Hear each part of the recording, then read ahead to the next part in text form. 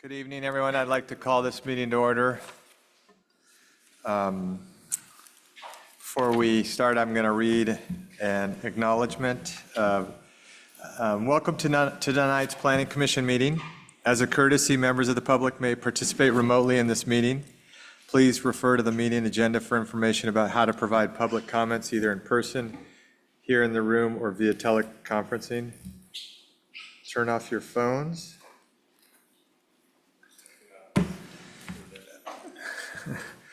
Any person may address the commission on any items listed on the agenda.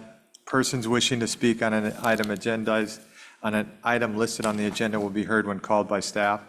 You're welcome to speak for up to 3 minutes. Public comment from remote participants on Zoom will be audio only. This means members of the public wishing to address the commission will be allowed to speak live. However, their video will not be shown and screen sharing will not be an option. Finally, since the city cannot guarantee that the public's access to teleconferencing technology will be uninterrupted, and the option for the public to participate remotely is only a courtesy, if technical difficulties arise for participants using the teleconferencing Zoom option, the meeting will continue unless otherwise required by the Brown Act. We appreciate your patience, and now we will begin. All right, I would like roll call. So Vice Chair Deming. Present. Okay, Commissioner DeGiorgio. Present. Commissioner Sturm. Present. Commissioner Heising. Present. Commissioner Radnich. Present. Chair present here. Okay, thank you.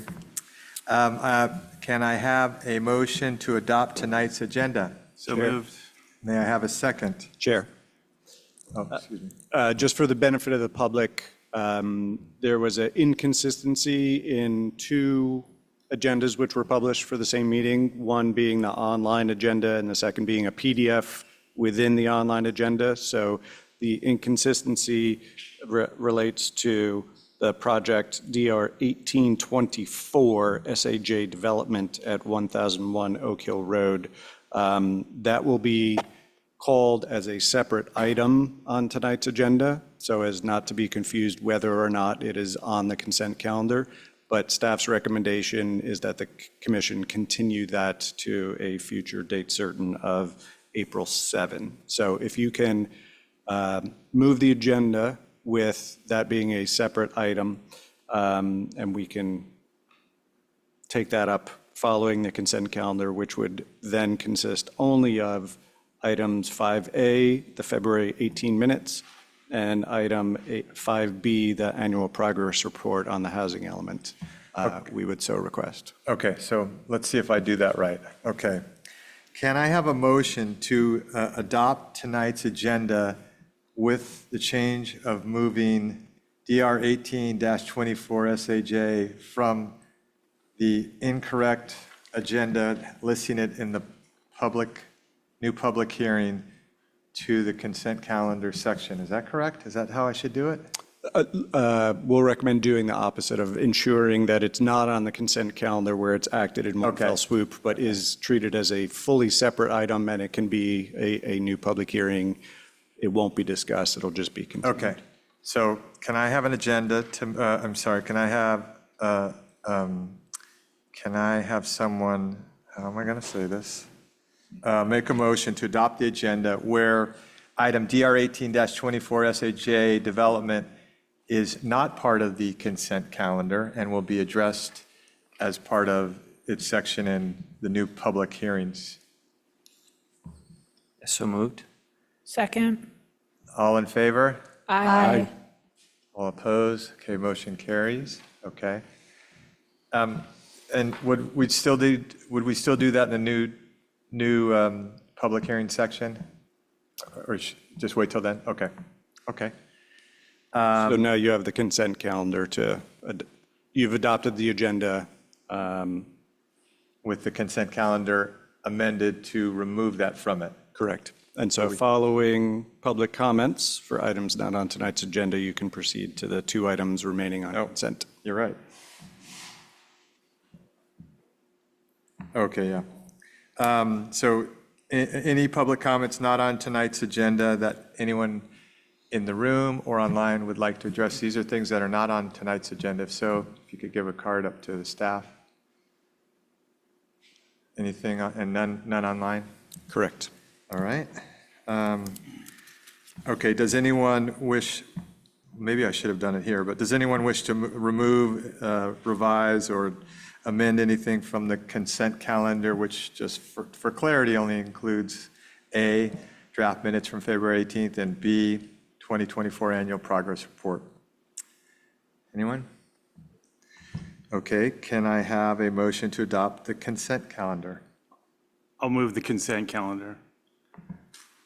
Second. All in favor? Aye. Aye. Okay, motion carries. All right, we have no continued public hearing. Now we'll go to new public hearing. And so since it's listed as A in mine, this is when I would take a motion to, let me get this right.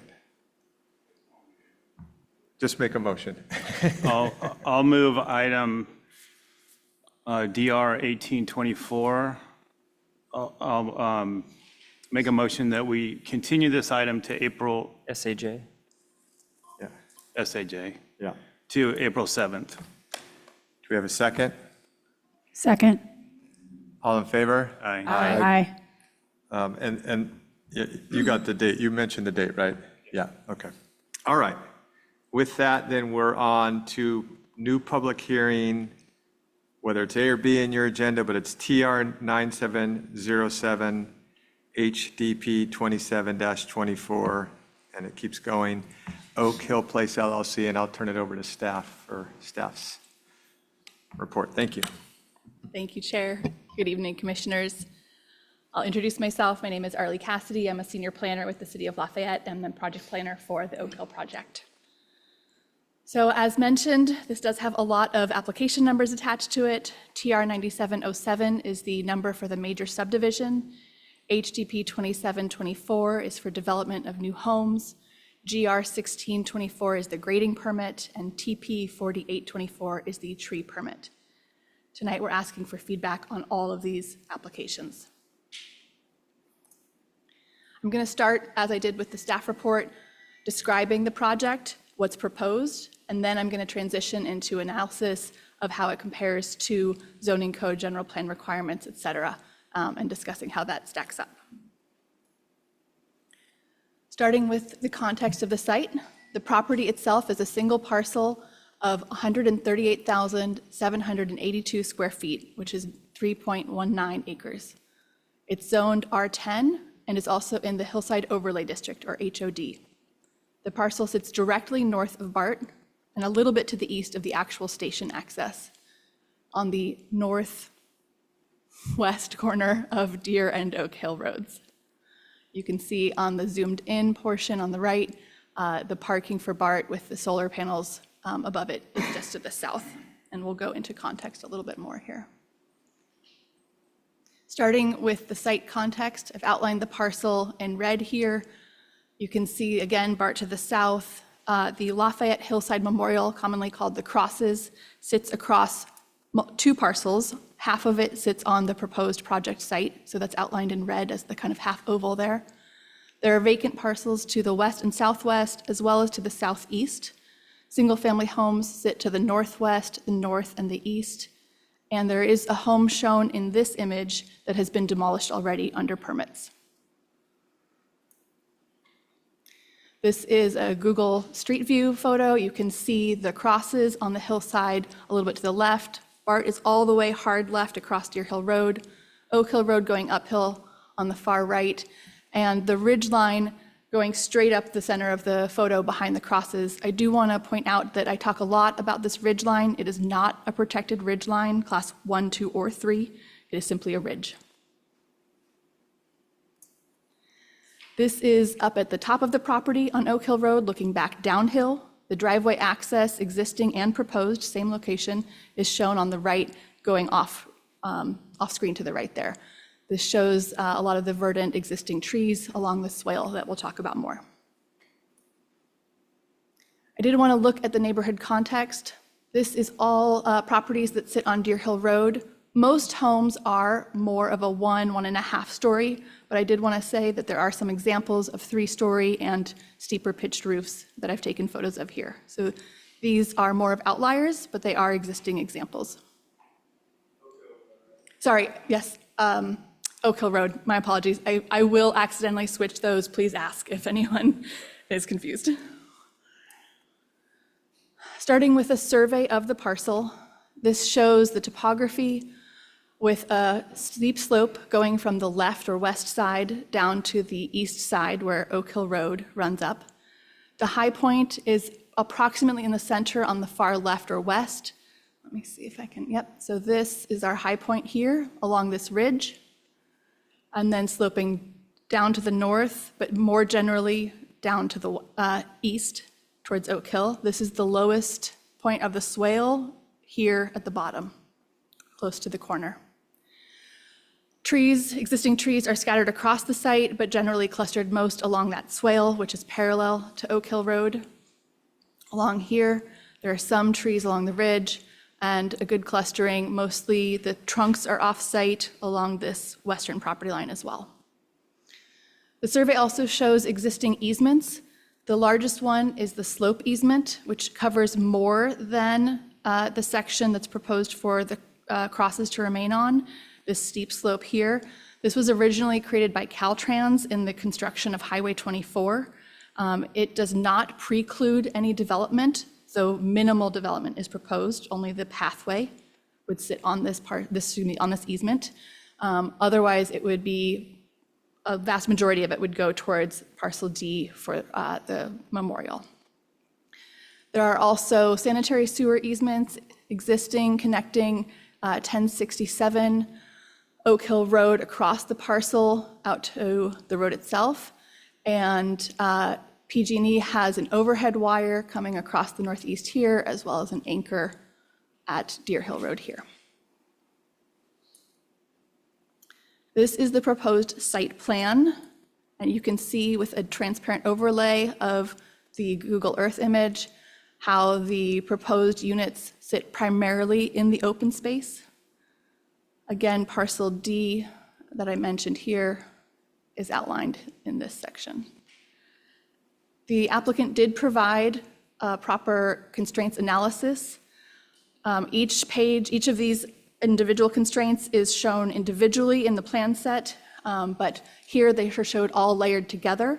They include each with a light gray color, the slope with the steepest slope showing on parcel D, easements, as we just talked about, the existing trees, which again are clustered along the eastern swale and along the northeast property line, and then the visibility from off-site. This is from lower public elevations, and that is represented by the angles. Obviously, parcel D is quite visible from Deer Hill Road, and then there's some angles along the corner of Oak Hill Road going up, and this is where the parcel is lowest and most open.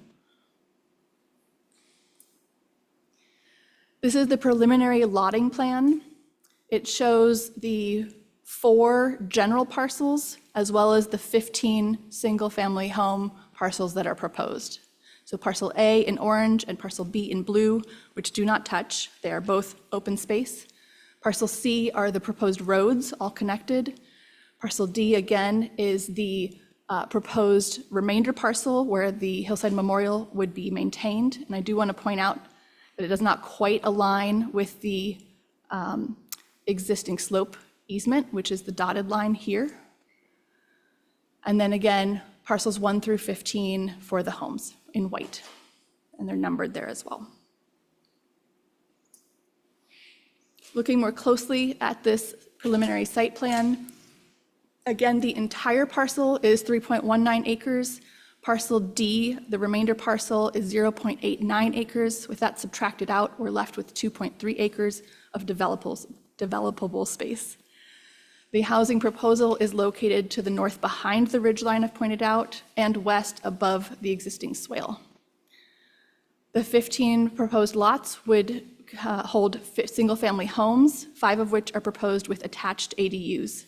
and that would be units 8 through 10, which sit in the center of Loop B here, and then 12 and 13 that project a little farther into the east.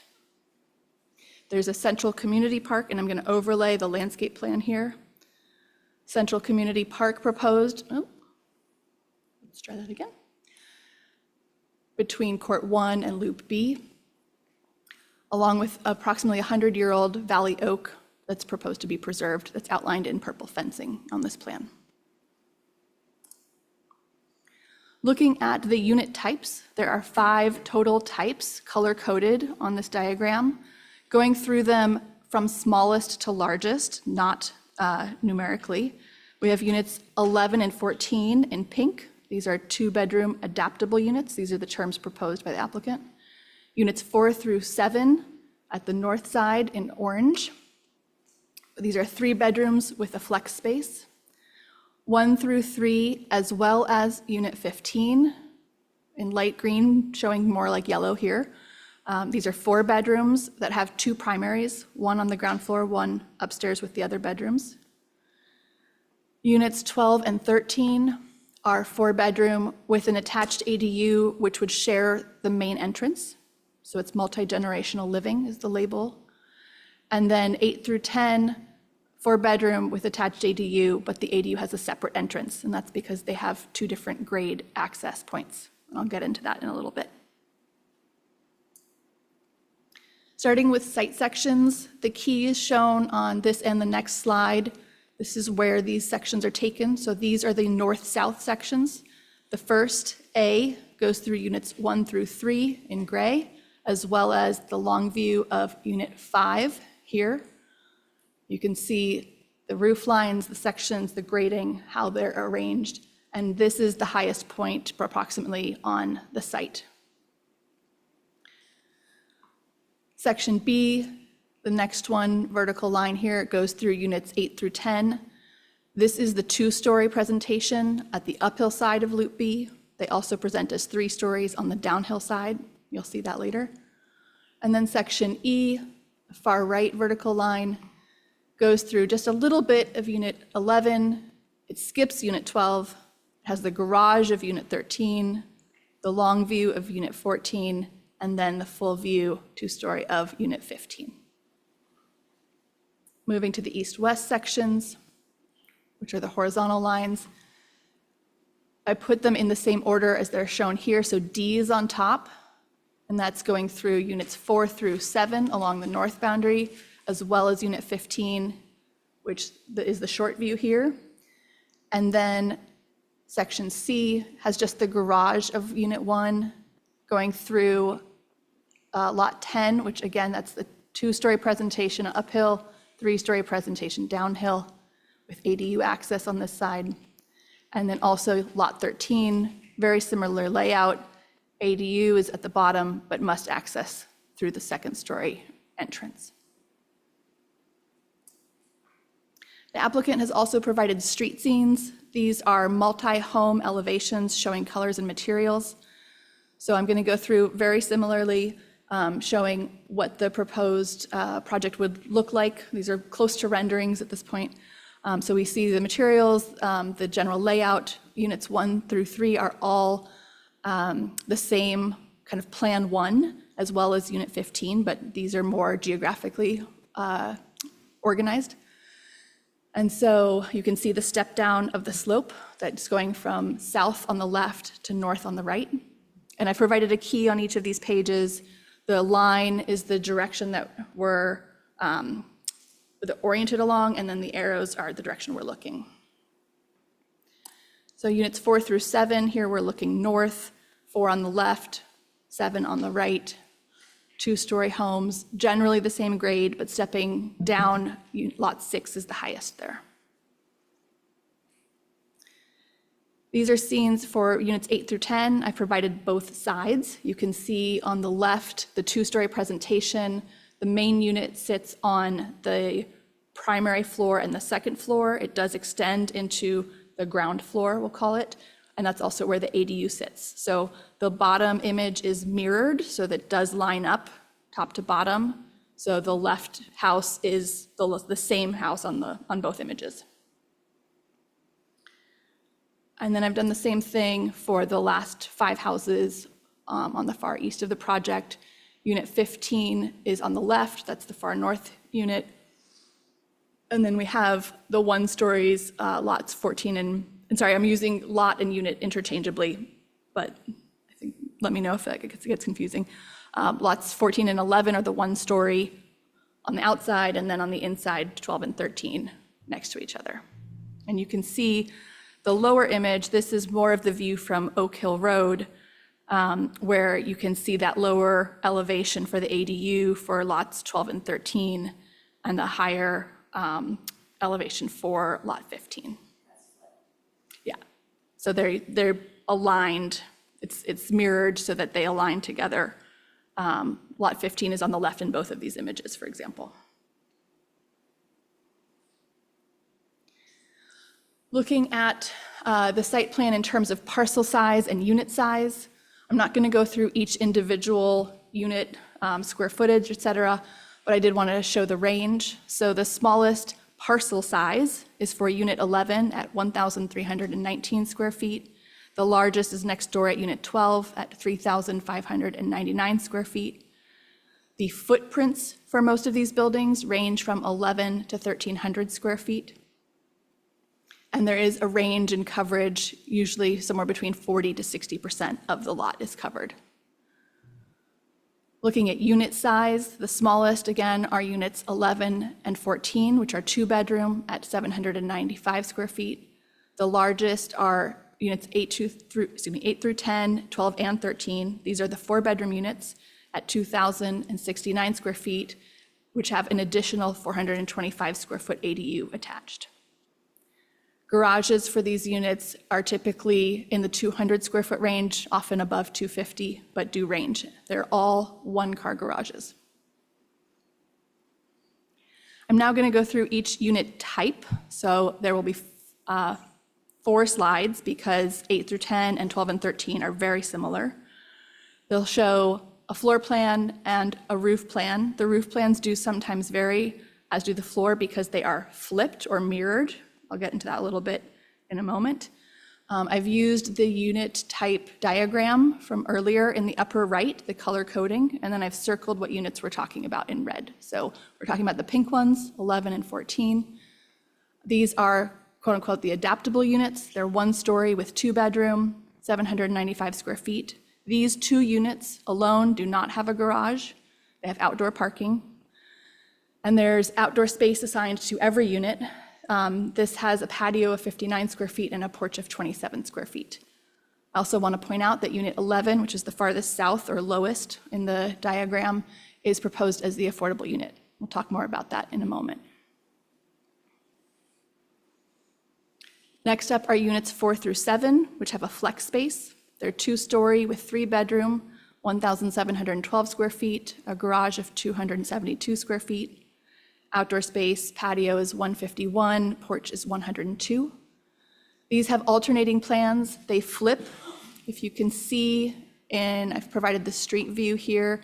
In this case, the low point of the roof is on the left, on the right, or excuse me, the next one over, it's on the right. There's a pitched roof on units 5 and 7, whereas it's more of a shed roof on 4 and 6. That's the difference here. The shed roof goes flat to the left, the pitched roof comes up to the right, but it would be attic space, it's not additional floor area.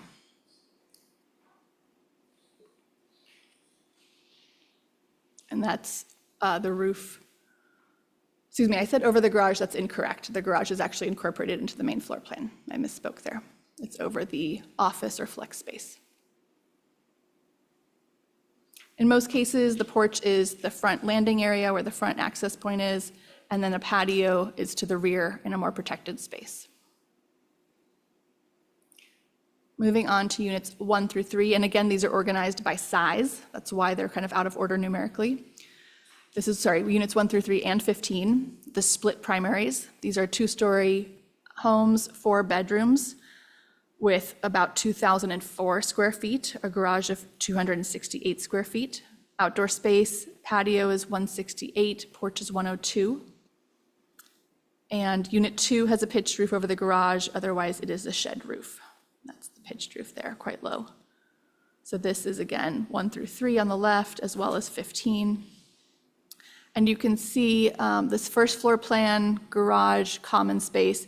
Here's the primary bedroom downstairs. And then this is 3 bedrooms upstairs. That's the split primary they're talking about.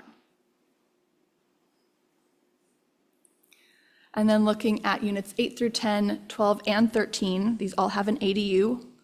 They are 3-story, 4 bedrooms plus the ADU, 2,069 square feet for the primary unit, 425 square feet for the ADU, garages of 245 square feet.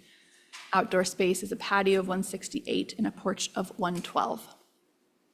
And again, they're very similar, jumped ahead there, in layout, but 12 and 13 in green on the right are the ones where the ADU must access through the main unit and does not have a separate way of getting out to the street. Moving on to parking and access, a very helpful diagram was provided by the applicant showing the parking layout. Proposed access is via the existing driveway to be reused off of Oak Hill Road near the top of the hill, coming up and going to Loop B, and then Court 1 here and Court 2. 30 parking spaces are proposed. At least 1 is shown at each unit. All of the ADUs have a second parking space at the unit, and those are, this is a jumpy mouse. Let me find my way. Okay, I'll not use that. So each unit has at least 1. Most in garage, again, 11 and 14 have outdoor parking. And then any second any second parking space at the unit is uncovered. There are 5 clustered assigned spaces. That's the orange, yellow, green, blue you see grouped in the upper right. There are also 2 clustered unassigned spaces. These are for short-term parking. And it's units 11 and 14 that only have the 1 space at their unit and do not have a second assigned space.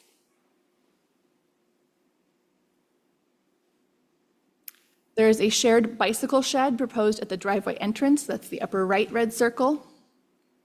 A mulch pathway would connect from the southern end of Loop B down the ridge we've spoken about to the edge of Oak Hill Road. Currently, the plans do not show it connecting to the concrete sidewalk that goes along Deer Hill. And no other pedestrian improvements are proposed for the site. The site does not have sidewalks internally. It's meant to be people walking in the road with a soft curb. Looking at trees and landscaping, a total of 160 trees were surveyed, both on-site and adjacent to it. That's all the dots shown on the diagram. The orange trees are proposed for remaining, and the blue trees are proposed for removal. 67 trees total are proposed for removal, 58 of which are protected. And I do want to point out, I misspoke in my staff report at one point and said 57. I didn't catch one earlier, so apologies, it is 58. Thanks to our landscape consultant for catching that. The protected trees include 38 coast live oak, 12 valley oak, 1 buckeye, and 8 non-native species, which are protected because of their size, and it's a vacant parcel.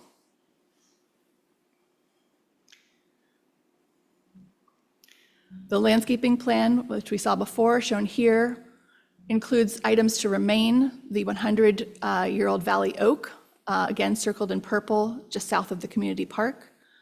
The light green to the south and the east is where existing vegetation would remain. There's no planting proposed there. And I'll actually add that the dark green in the bottom right corner, that's the bioretention, just for clarity. And then a number, again, of existing trees are proposed to remain, especially along the eastern swale. New improvements proposed include that central community park. Planting is proposed in the front of each single-family residence, and especially along the eastern retaining walls facing onto Oak Hill Road. And then, of course, new trees, which are clustered primarily at the northern property line, as well as the southern ridge for additional screening. Looking at grading and drainage. Grading first, the numbers provided here are both under the building pad and outside of it. Typically, a grading permit is triggered only by grading outside of the building pad. However, anything above 50 cubic yards triggers a grading permit, and these numbers are quite a bit larger, so the applicant has chosen not to separate it out, with everyone involved very confident that a grading permit is triggered. So these numbers are all grading for the entire site. 8,600 cubic yards of cut is proposed, 6,200 cubic yards of fill. We sum that number to reach 14,800 cubic yards of total soil movement or grading. The applicant is proposing to balance this soil as much as possible on site, which means 2,400 cubic yards would be off-hauled from site after that balancing. Drainage proposal shows the collection of stormwater across the site. I've outlined this in red for clarity. The high point, again, is along the western side of the property. So it starts collecting at Court 1 and pulling along towards the southern end. All drainage would go into the bioretention area for processing. However, at the city engineer's request, the swale itself, which drains from north to south along that eastern edge, would bypass the bioretention. It does not need processing. It's not stormwater the same way. And so it would go directly out to our system, whereas all of the project-generated drainage would go into bioretention first before entering our stormwater system. I've pulled just 2 renderings from, I think there were 10 or 12 in the plan set to give a sense of what the project would look like overall. You can see the key in the lower left. Someone is standing in front of Unit 8 on Loop B and looking northeast at Units 4 through 7. These are the 2-story flex space units to the north. You can see the soft curb I mentioned, no sidewalks, people walking in the street. It's highly unlikely that there would be a lot of traffic here other than residents and deliveries. This is again south looking north. This is the community park with the old oak tree behind us. Again, units 4 through 7 are central. Unit 3 is on the left and Unit 8 on the right with its 2-story presentation. That's a brief summary of the project proposal. I'm now going to switch gears into staff's analysis of the project. I'm starting with density bonus, as I did in the staff report. I did want to just take a moment to talk about affordability. This is something that we talk about a lot without hard facts, and I think it helps to kind of frame the discussion. So to qualify for a density bonus under state law, affordable units must be provided. The project is proposing 1 deed-restricted 2-bedroom unit at a very low income restriction. The affordability calculus is based off of the area median income per county. In Contra Costa County, I've provided the area median income for a 2-person household, which is $124,550. That's the average income in this county from 2024. So the income by affordability level in order to qualify for an affordable unit in Contra Costa County, showing the max income for a 2-person household, is shown here on these bullets. Now, the range includes other levels that are not proposed. I've highlighted the very low in blue here, but I just wanted to show the range, and I actually became aware that there is an acutely low level that's actually 0 to 15, and extremely low is now 15 to 30. So I did not have numbers for that. I kept it to what I could show. But a very low income restricted unit would require that a 2-person household make no more than $62,300. This project qualifies for the state density bonus law, or DBL, which would give it a 25% density bonus. Under normal processing, without the density bonus, the general plan would allow 14 units to be developed on this lot, and that's based on the 2.3 acres with parcel D also pulled out. Under the density bonus law, 18 units are allowed because of that 25% bonus. The project, however, is proposing 15 units. This allows it 1 incentive for concession and unlimited waivers to development standards that would prevent its development. Lafayette also has a density bonus code section, which has additional requirements, which we're allowed to implement outside of the state law. The two that apply here are that the affordable unit is equal to the market rate units in terms of location and integration into the project, construction materials, infrastructure, timing, and permits. This has been added as a condition of approval to the subdivision conditions. There are two sets of conditions. And then that the incentive or concession may require planning commission or city council review depending on what is requested. The incentive or concession, which one just is allowed, has not yet been specified by the applicant, and again, may require planning commission or city council review once we have that named. The waivers that the applicant has requested include height limitations in required yards. This is for a proposed 6-foot fence on top of a proposed retaining wall along the northern property line. The idea here is for additional screening towards the northern neighbors, but it does represent a higher height for something on the property line than is allowed, so a waiver would be required. The R10 lot width and depth required for new lots would not be met. A waiver is requested to deviate from these minimums. Building height in the R10 is limited to 2.5 stories and 35 feet. There are 5 units proposed to go up to 3 stories and 3 units proposed to go above 35 feet with the maximum, I believe, close to 43 feet. That's for just 1 unit. Setbacks in the R10 are applied to the exterior of the project, so only where it's touching other properties. So a bike shed, again, is proposed at the northeast corner, which would sit in the front exterior setback on Oak Hill Road. A waiver is required for that. And then interior setbacks apply to all of the units as they touch each other. Parking is proposed in 6 locations that would sit in the front setback interior-wise. And so a waiver would be required for that. These have all been requested, and staff deems them acceptable waivers to request under density bonus law. I want to talk about what kind of modifications are appropriate to request under density bonus law. Density bonus law is a state law that very much protects what is proposed. We can make requests of the applicant and make it clear that we think the project would be improved, but it is illegal to condition the project unless these 2 conditions are met with the square bullets. If the change is necessary to ensure the project complies with objective standards, which I've just gone through, or if the project poses a public health or safety risk, environmental problem, or, harm to a historic property. So these are the only reasons that we can actually condition and require a change to a density bonus project. The city, again, however, may still request changes from the developer.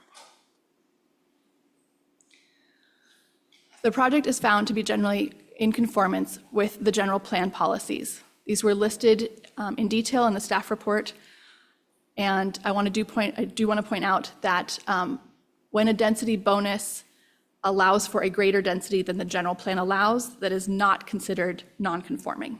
It is allowed under state law. So the density proposed for this project would be 15 units where only 14 are allowed with the general plan. That is, we cannot deem that non-conforming. Looking at conformance with the zoning ordinance, the project generally complies with the ordinance with the following exceptions. Again, the bike shed in the front external setback, a waiver has been requested. The external secondary front setback, which is the one along Deer Hill Road, should be 15 feet. They're showing 10. The applicant is going to correct this in the next plan submittal. On Lot 3, an internal secondary front setback is shown as 2 feet where it should be 4. This is set by the applicant. A density bonus waiver should be requested for this. It has not been. The height limitations are, again, 2.5 stories, where 5 units are shown with 3. A waiver has been requested, and 35 feet maximum, where 3 units are shown above this. And again, a waiver has been requested for this. Again, repeating here, the parking spaces, there are 6 that are shown in the internal front setbacks. I did state 9 in the staff report. That was a mistake. 3 of them are ADU parking spaces, which are allowed in front setbacks. They do not need waivers, but the waiver has been requested for the other 6. Looking at tree regulations, the project was submitted in the fall before our new tree protection ordinance was put in place, and so it's being processed under the old tree protection ordinance. Again, the project is proposing 58 protected trees to be removed, 50 of which are native, 8 due to size.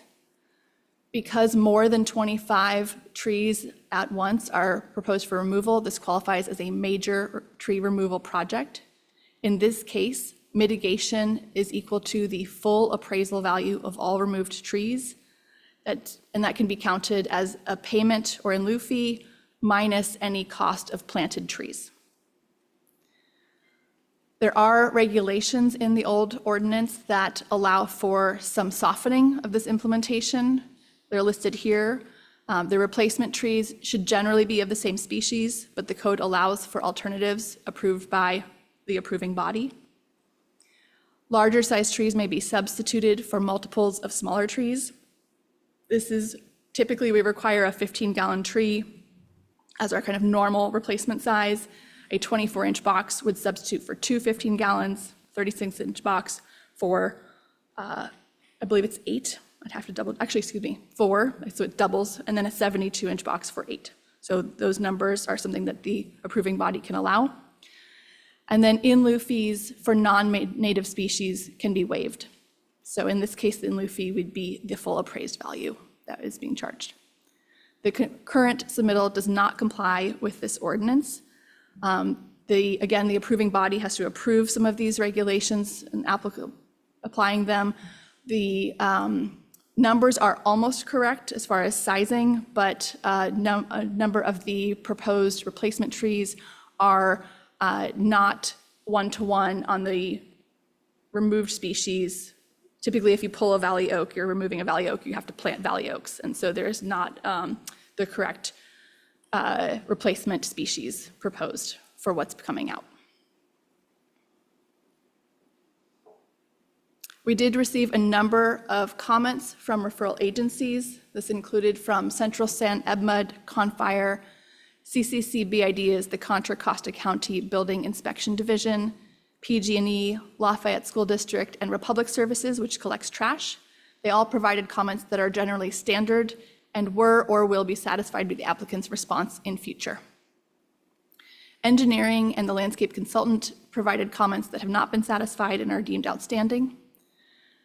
Engineering's comments consisted of the proposal for a new sidewalk along the west side of Oak Hill Road, running from the corner up to the driveway, and that a deed restriction be placed on parcel D, which would hold the Lafayette Memorial or the crosses, such that any future impervious surface would be treated separately and not go into the bioretention basin. This is due to sizing and the correct amount of processing capability of the basin. So it's about the stormwater agreement and operations plan that engineering needs to approve. I believe the applicant and engineering are satisfied with an agreement there, so that has been added as a condition. However, the applicant has not agreed to build a sidewalk, so I wanted to delve into that a little bit more. Excuse me. As I mentioned earlier, there are no pedestrian facilities proposed on the site except for the mulch path, which would connect from the south end of Loop B down to the corner. This is a fairly steep ridge line where no impervious surface is proposed, but rather mulch on top of dirt. The council adopted a Vision Zero policy back in 2021 and a local road safety plan in 2023. The images with the red dots are from this plan. The overall citywide image shows 1,200 dots where a survey of residents said they felt unsafe. And I wanted to call out the upper image, which shows a few dots clustered around 3,600 Deer Hill. And I'll just use, this is the parcel where the mouse sits here. And this is the intersection of Deer Hill and Oak Hill Road. So there are a few dots coming up Oak Hill. The request is that the applicant construct a 6-foot asphalt pathway with a berm, similar to a curb. And this would be similar to the path that was constructed a few years back on North Thompson Road. And this photograph shows that pathway. And that's looking down towards Deer Hill Road. This is on the other side of the open space, on the other side, kind of where the crosses sit on their northwest corner. The other outstanding comments come from landscaping. The recommendation includes for updates and clarification to the arborist report, the removal of potential impacts to off-site trees, and the requirement for a bond to cover potential impacts. The adjustment of landscape plans to extend the screening of trees that are currently proposed at the north end of lots 4 or 5, and I think into 6. Little earthquake, okay. Everyone good? Great. And then the proposal here is that those screening trees would be wrapped onto the west corner of Lot 4 to screen towards the east as well. The removal of invasive species and to protect the trees that would remain near the bioretention area from water damage, because there was likely to be a bit of a buildup of water there. These comments were provided to staff too late to ask for a response from the applicant. So the staff has asked that that response come at the following hearing. However, the applicant may be able to speak to those comments at this time. Looking at the California Environmental Quality Act, or CEQA, the applicant submitted documentation for a Class 32 CEQA exemption, which is Section 15332 for infill development. Staff reviewed the project and documentation and found that the project meets the required characteristics for this exemption. There's more details in my staff report. I'm happy to go over those. Staff determined that the project, therefore, is statutorily exempt from the California Environmental Quality Act under Section 15332, infill development projects. Looking at public notice and public comment, 10 days prior to this meeting, a notice of public hearing was mailed to all owners within 500 feet. 300 feet is our typical buffer, but we went larger for this project. This included 61 addresses. We also posted the notice in 3 places adjacent to the property. A legal notice was also published in the East Bay Times, formerly called the Lafayette Sun. Staff received 11 comments prior to the staff report's original publication, which was Thursday of last week, and a further 7 were delivered between then and noon today. So the ones that arrived before the staff report are included attachment 18. However, the ones that arrived by noon today and since then were included as an additional link on the agenda and emailed out to the Planning Commission. Of those total comments, one concerned neighbor did provide 4 comments, including height, view, and privacy impacts to the north, primarily interested in lots 4 and 5. 13 letters of support were received from the neighborhood generally, the Lafayette Hillside Memorial, Inclusive Lafayette, and the California Housing Defense Fund.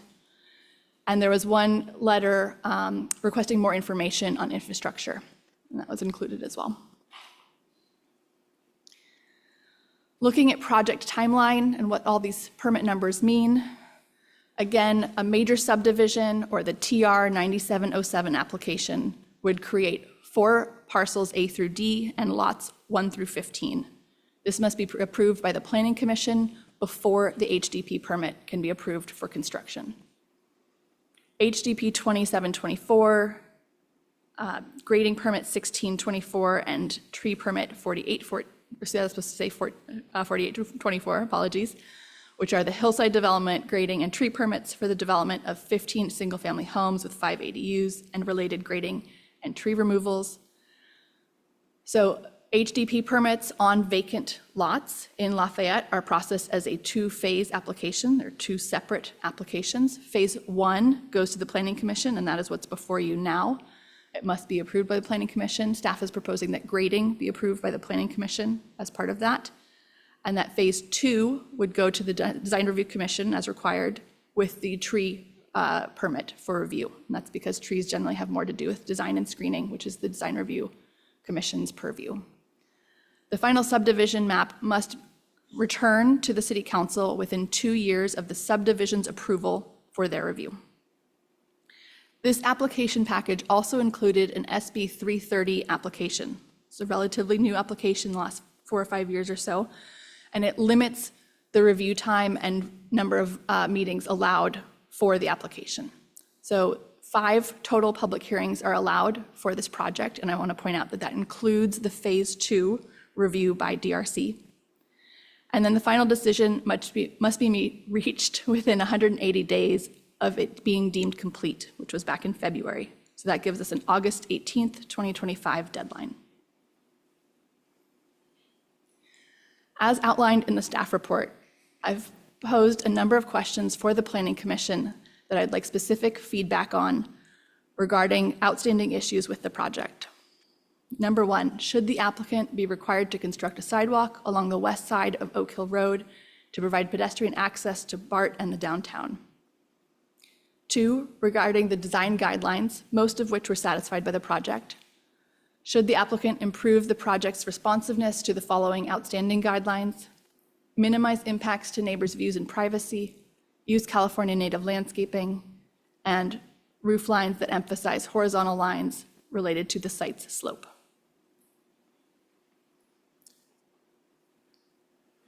Regarding trees, the replacement calculations do have some flexibility provided for in the code. These are the sections I read earlier.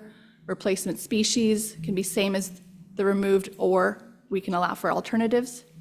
Size substitutions may be allowed.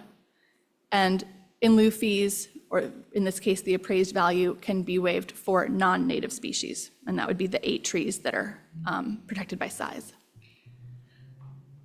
Also, should additional studies be required on impacts to remaining trees? This is suggested by the landscape consultant. Or should we rely on additional mitigations should any trees be lost during or as a cause of construction? And finally, should we require a bond from the applicant for the value of potentially impacted off-site trees to be released after 5 years' time? Regarding landscaping and fire safety, something I pointed out in describing the landscaping in the staff report is that there's currently planting proposed within the 5 feet zone zero around the buildings. This is generally not a best practice. And so the question here is, should the project implement a zone zero policy of no flammable material, including plantings and vegetation, within the first 5 feet around buildings and attached structures? That concludes my staff report. Our recommendation is that the Planning Commission review the proposal and provide feedback to the applicant. I want to clarify that no formal action will be taken as far as a proposed approval or denial. However, the Planning Commission may continue the item to a date certain if it would like to continue this review. I'm happy to answer any questions. Thank you for bearing with me. Thank you. That was extremely informative. Thank you. That's overwhelming. A couple of questions I'm going to ask, then I'm going to ask you guys if you have any. This is informational only, so does this count, this meeting, towards our 5? It does. Okay. And the applicant is going to get up and address and The applicant has a normal? presentation Okay. as well. Okay, well then I'll reserve some. So does anyone else have any questions? Commissioner Heising? I'm always good for going first. So I will repeat what the chair just said. That was a great staff report, Arlie. I could tell when I read through it that you had put a lot of thought in it and spent a lot of time going over the details. So appreciate that and the presentation. So I have a number of questions. I'm going to just blast through them. And I figure I'm going to ask them now because that way I won't say something stupid later. So when I read that a site's balanced, I figure it's balanced, but then I kept reading multiple times in the staff report that it was balanced, but there's an off-haul of 2,400 square feet, so it's not really balanced. But so the question that I'll probably ask the applicant later is, can we just have a balanced site and lose that 2,400 square feet on site without having to haul it off? So that's the first question. So most adobes in this area are historic properties. So my question is, how did that adobe get demolished before? I mean, it's gone now, we can't do anything about it, but how, can you just describe for us how that happened? There were two homes originally on the project site, and there were permits submitted to demolish them separately at separate times. The Adobe application to demolish came in, I want to say a year and a half ago, maybe 2 years ago, and was processed by a different planner. So I did not have eyes on that application. I wasn't aware of its historic value. There is one of our commenters in the public comment that mentioned that. That was news to me. I did not know that it existed. He's since sent additional emails after the cutoff for inclusion that said that he's reached out to the Lafayette Historic Society, which did not seem interested in pursuing the building. But that's the most information I have at this time. Okay, thanks. Page 4 of the staff report talks about triggers for review, and it mentions the ADU permit. But why would that be a trigger for review if it's a ministerial permit over the counter? That would be a mistake in the staff report. Okay. It would be processed under the building permit only. We wanted to call out that they exist here so that everyone's aware of them, but there's no planning application. They are Class B ADUs, which are ministerial or building permit only process. Okay.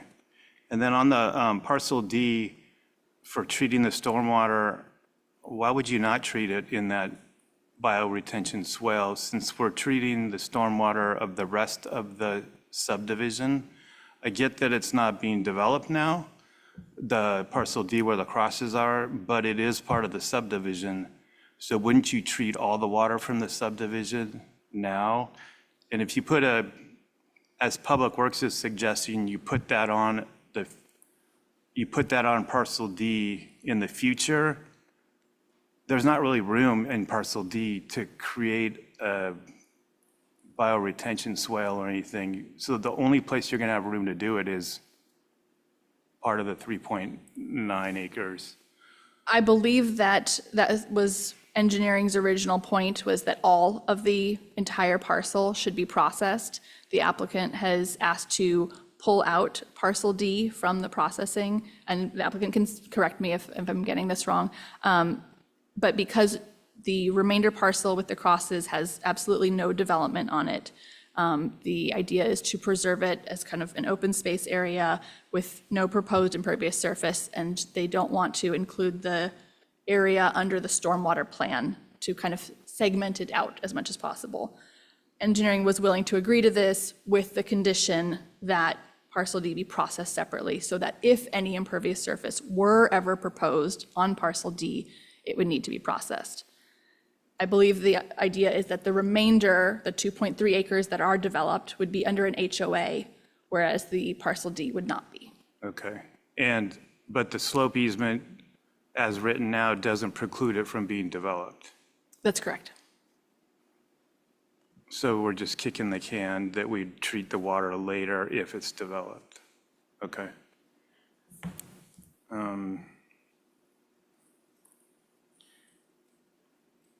So there's conflicting, we have a rural emphasis in our town, and then we have a complete streets policy with a zero that the council adopted, Vision Zero. Are complete streets policies typically just for public streets? Do they apply to private streets? I don't believe that Lafayette has a complete streets policy. We have a Vision Zero policy, which has a goal of 0 pedestrian deaths due to vehicle collisions. Typically, I believe city policies would apply to public streets, not private streets. So if we did have a complete streets policy, it would be applying to Oak Hill, but not to the internal development. Got it. Thank you. I too saw the discrepancy on the tree count, the numbers 57, 67, so throughout the staff report.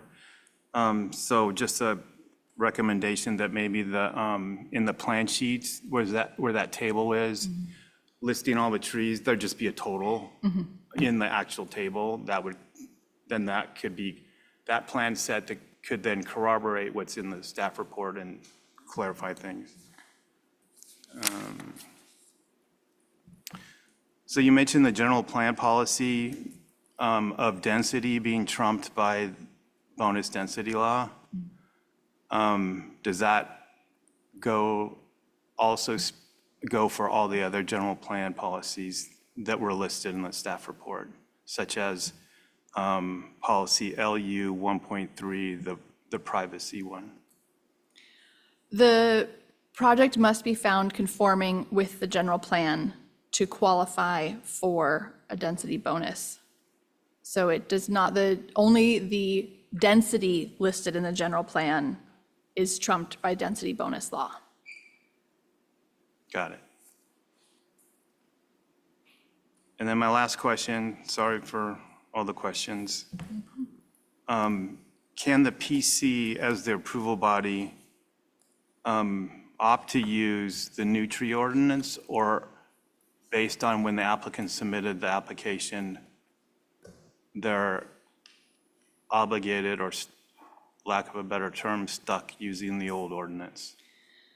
It's a great question. The application came in again under the old ordinance, and staff and the planning department has developed a policy allowing for Category 1 tree permits, which are standalone, no other development, to be withdrawn if they were submitted under the old ordinance and reapplied for under the new one in order to get the often more favorable calculation for replacement trees. We have not applied that to Category 2 tree permits, and that is because they involve other development. And so in order for a similar process to take place, we would need the entire permit to be withdrawn and reapplied for. That is something that we've been requested by the applicant to do, but that policy has not come into place or been decided on. It would not be something that could be segmented out, such that just the tree permit could be withdrawn and reapplied for. It's part of the application because it's a Category 2. So the whole application would have to be withdrawn, which would have other ramifications if it were resubmitted. That's correct. Okay. That's it. Thank you. Thank you. Thanks, Chair.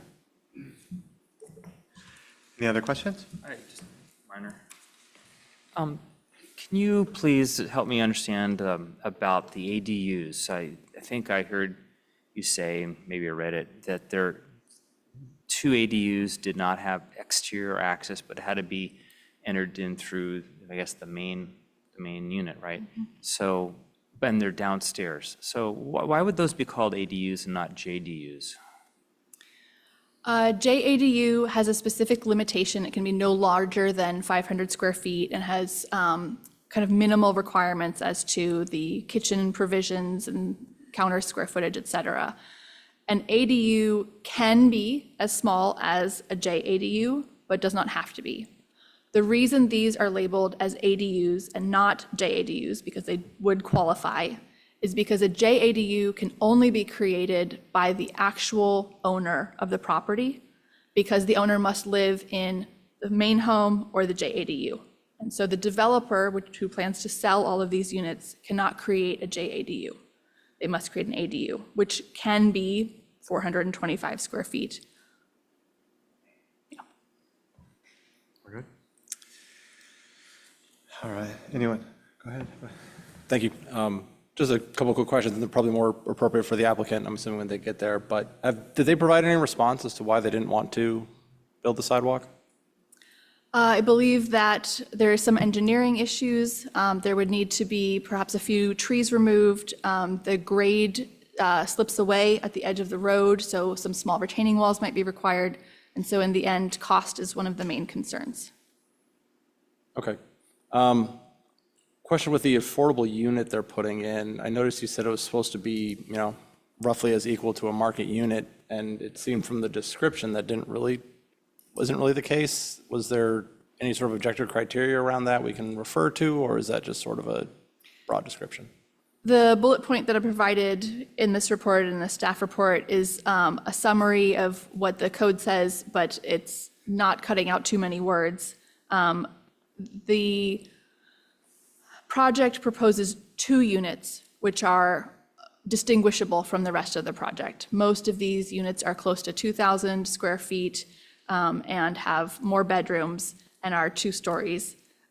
Units 11 and 14 are different, but there are 2 units that are different. So you could argue that unit 11 is not a standalone separate unit. The materials proposed are very similar.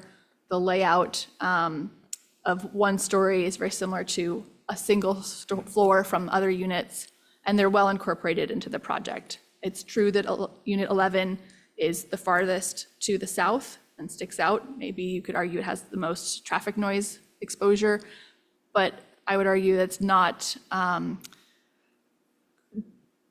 terribly obvious and separate. It's not off in a corner by itself kind of thing. So that is something to make a determination on. It's a discretionary description. It does not have specific objective standards involved. Got it. So it's similar to the market units, and the idea would, I guess, be that units 11 and 14 not being part of it, but it would be like, oh, it is similar to that particular unit of the development, not the other. Okay. A question about the north additional retaining fence, especially because it seemed like with public comment that I'm assuming is going to be a point. Is it just a privacy fence that they're trying to put on top of a retaining wall, or was there any other need for it? No, it's more about being sensitive to the adjacent neighbors' concerns about privacy and view impacts from the proposal. Okay. The height waiver, because I know this had come up on our previous projects, is it related to any at all the fact that, of our sloped parcel being developed, is that part of why the waiver is being requested, or is it just like, are they just trying to build taller buildings to get more room? Sorry, for the height waivers? Yeah, sorry, to try and kind of generalize it, I guess, because I know at certain projects, especially when you're building on a slope, that it's because where you're measuring from can impact whether the waiver is needed or not. Does that seem to be the case here for the project, or is it more so that it's just they want to build bigger houses? No, I think most of the height waivers have to do with where we're measuring from. Unit 15, for example, has a steep slope down away from it on the east side. And our height measurement, it's a little complex. It's from the average of the lowest grade existing or proposed. And so in some cases, the proposed grade has retaining walls or brings kind of the elevation up a little bit, but the existing grade is quite low. Or in some cases, it's the reverse, but the applicant is often, you might say, docked because of these grade issues, because of the sloped parcel and the way the units are arranged. So most of the homes comply with the height, and it gets into the grade issue that brings that overall height higher. All else being equal, if they were on, flat plane, they wouldn't necessarily do the height, the height waivers. That's correct. And sorry, just one last thing, because you mentioned it. You said I don't know the background enough on it, I guess, but you said if they were going to allow for the tree removal to be updated to the new law, that the applicant would have to resubmit, but that they want to resubmit anyways. Do you know why? They're interested in being processed under the new tree protection ordinance. Even at the cost of having to redo the whole? Not specifically in resubmitting.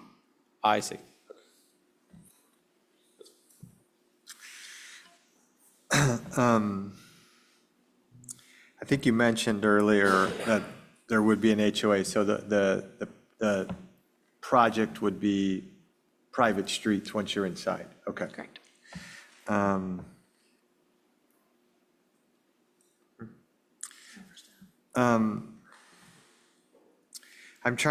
I think when it comes back to us, if you bring up your questions you wanted us to ask, I think that'd be good, because I didn't have all those, but I want to get them.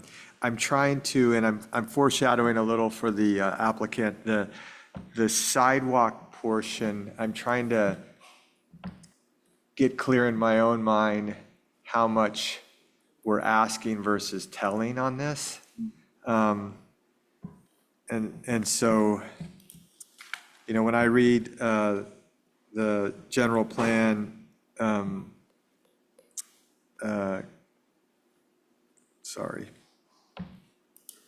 reasons that to be in conformance. There's not one that says thou shall have sidewalks, but there are some that say like quality design. And this is urban development. It's an infill project. We're talking a lot about walkability. We're talking about, not needing a lot of parking.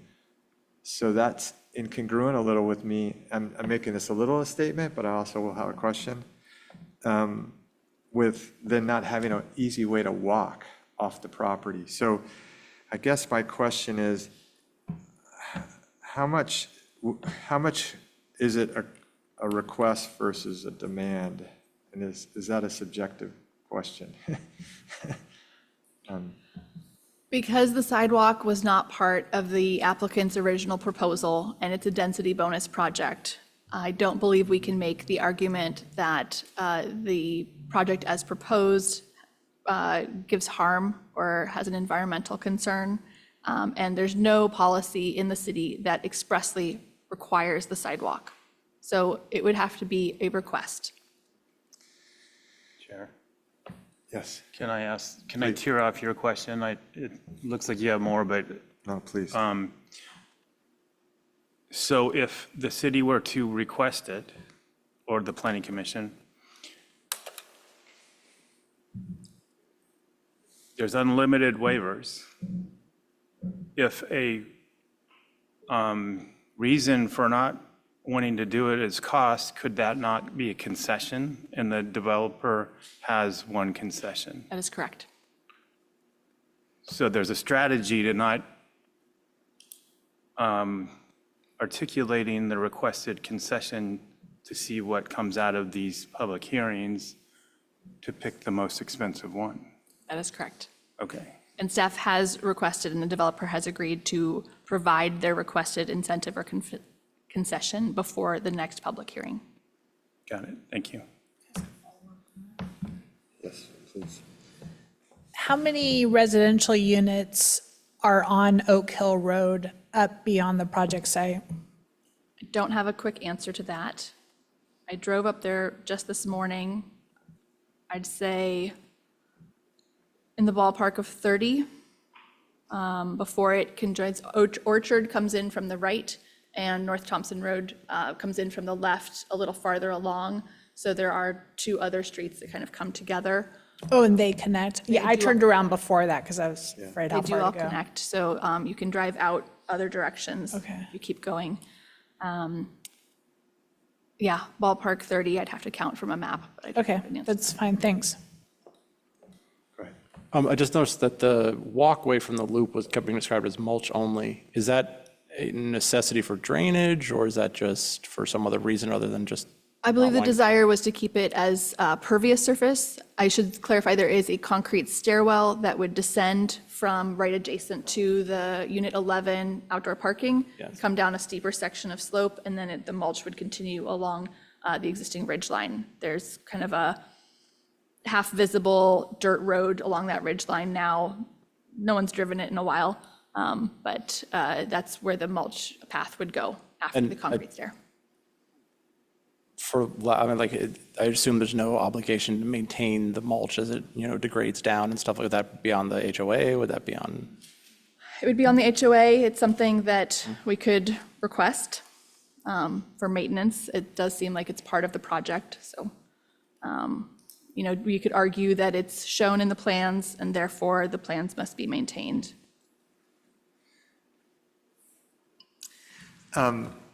When Commissioner Heising mentioned that, and then Commissioner Radnich about it not being part of the package now, how is it a complete application if the concession's not been asked? This was a request from the applicant that staff granted to delay this. We thought that it would be helpful to understand where the Planning Commission's attentions were and goals for improvements, but it's something that we'll allow to be outstanding. Okay. I think that's it. Let me just make sure. You have another one? Oh, sorry, go ahead. When you referred to the policy on resubmitting when it's just the tree permit, and you said that staff didn't have, or the city doesn't have, I guess, is it a current policy that doesn't allow like resubmittal of just the tree portion? Is it in review where you may come up with another policy, or is that policy going to stand? No other application has requested that a Category 2 tree permit application be withdrawn and submitted separately. It's something that only this applicant has requested. Right now, our approach is that it should be an entire package. That's kind of where we're standing. It's something that has not been codified one way or the other, and so there is room for adjustment, but that's what we think it would be best at this time. Okay, so there's no reason for us to expect that that would change in the near future. We should go under the assumption of what you're saying. If there were an undeveloped, single-family, like smaller lot up the road that was completely undeveloped and was being developed as a single-family home, is there a scenario where we would require improvements along the edge of the road similar to the sidewalk? I think the city engineer would ask that property owner to improve their frontage only. Okay. Even if it wasn't, even if there wasn't a shoulder, like some kind of, Correct. And so you will find circumstances where there are portions of sidewalk that don't connect, but as opportunity presents, the next property owner, the next year or several years down could do the same. So it is unfortunately sometimes a piecemeal implementation of a longer-term public goal. does the design of the edge treatment for that road have to be specified in our like walkways plan in order for the city to require it of the applicant, or do they come up with it on a case-by-case basis, or? There would, as implemented, albeit piecemeal, there would be consistency in the design approach. So you wouldn't have a mixture of different kinds of segments, just the design timing is- of implementation. So the city has generally settled on kind of a more rural appearing walkways outside of the downtown. They're not poured concrete, which is tooled with score joints and curb and gutter. They tend to be asphalt with an asphalt berm or curb that largely disappear aesthetically, but do provide the pedestrian facility. So there's sort of general details in the walkways plan, but it's not like, a detail's not identified ahead of time. Yeah, to my knowledge, the walkways plan is a higher level. This is where there should be pedestrian connectivity, pulling in from the neighborhoods to the downtown, certainly. There are, I think the city engineer has a very limited number of cross-sectional profiles and specifications for sidewalks and pathways. Got it, okay, thank you. And then last question, I don't know if this is something, when you went through all of the questions you would like our input on, there's a lot going on here, and we're dealing with the density bonus yet again. Are you able to sort of go through and tell us the things, like sort of what Chair Labange was asking, like which are requests and which are things that if they're not compliant, we need to ask that they come into compliance with? Sure, yeah. So I can tell you right now that the tree ordinance is the only one where we have objective standards. The requirement under density bonus is that the project comply with our objective standards. And so the other three questions pertaining to the sidewalk, compliance with our design guidelines, and the landscaping at Zone 0 are all a request for whether the Planning Commission is asking for those, not requiring them. With the Zone 0 landscaping, that's not going to become a requirement from the fire department? It may become one, it is not one now. Just because they haven't, did they have input on this? You may have seen in response to the LA fires, the governor issued a number of proclamations. One of them was a request that that CAL FIRE come up with Zone 0 requirements, specifically, I would guess, prohibiting vegetation in Zone 0. This may apply only to the very high fire hazard severity zone, which I'll point out this project was in, is no longer in as of the February 2025 map update. I can answer more questions about that if you like. It's now a high fire hazard severity zone, not a very high. And so we don't know if the Zone 0 no vegetation policy would apply to both of those zones or only very high. Again, it's not in place. It hasn't been developed yet. It's, I think, meant to come down the line later this year. So at this point, I would call it a best practice. Okay. And if, just playing out a scenario, if that were to come into effect and the landscaping directly around the residences was eliminated, then would you think we would want to ask for more screening sort of outside of that zone? That's something that could be requested. The project itself is fairly well screened from most angles. It's really the neighbors to the northeast corner that are most exposed, and that's partly due to slope. I pointed out in the staff report that all of the people that eventually live in this project will move into it with it already built as is. So there will not be new development for them. And so whatever's on the ground is what they're choosing to purchase.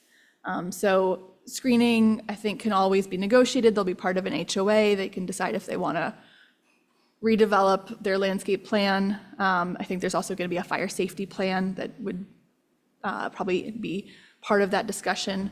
But it's something that I wouldn't be terribly worried about as far as screening between the units. They're pretty closely packed. There's, in some cases, as few as 4 feet between units. So I would not recommend any screening go in there, any vegetative screening go in there. I think it's just, that's how the project is designed, and that's how the people who choose to live there will accept that it's designed. Thank you. Any last questions? Okay, last one.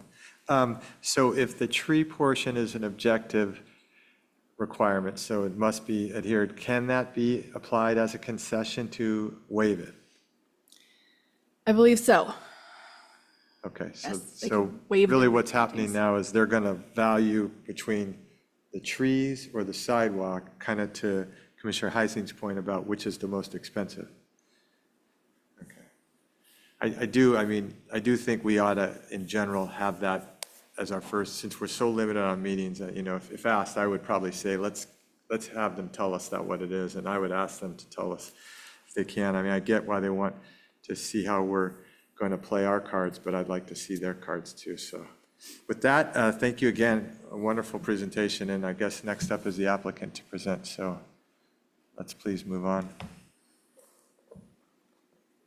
So just for the benefit of the public, the applicant has up to 10 minutes to present their project. I think Ms. Cassidy did a tremendous job explaining it, and so the applicant may supplement that and speak to certain topics that the commission has already raised. So thanks. Is this working? All right, I got eye contact with. Give me just a moment to get to full screen. Remember where this sits?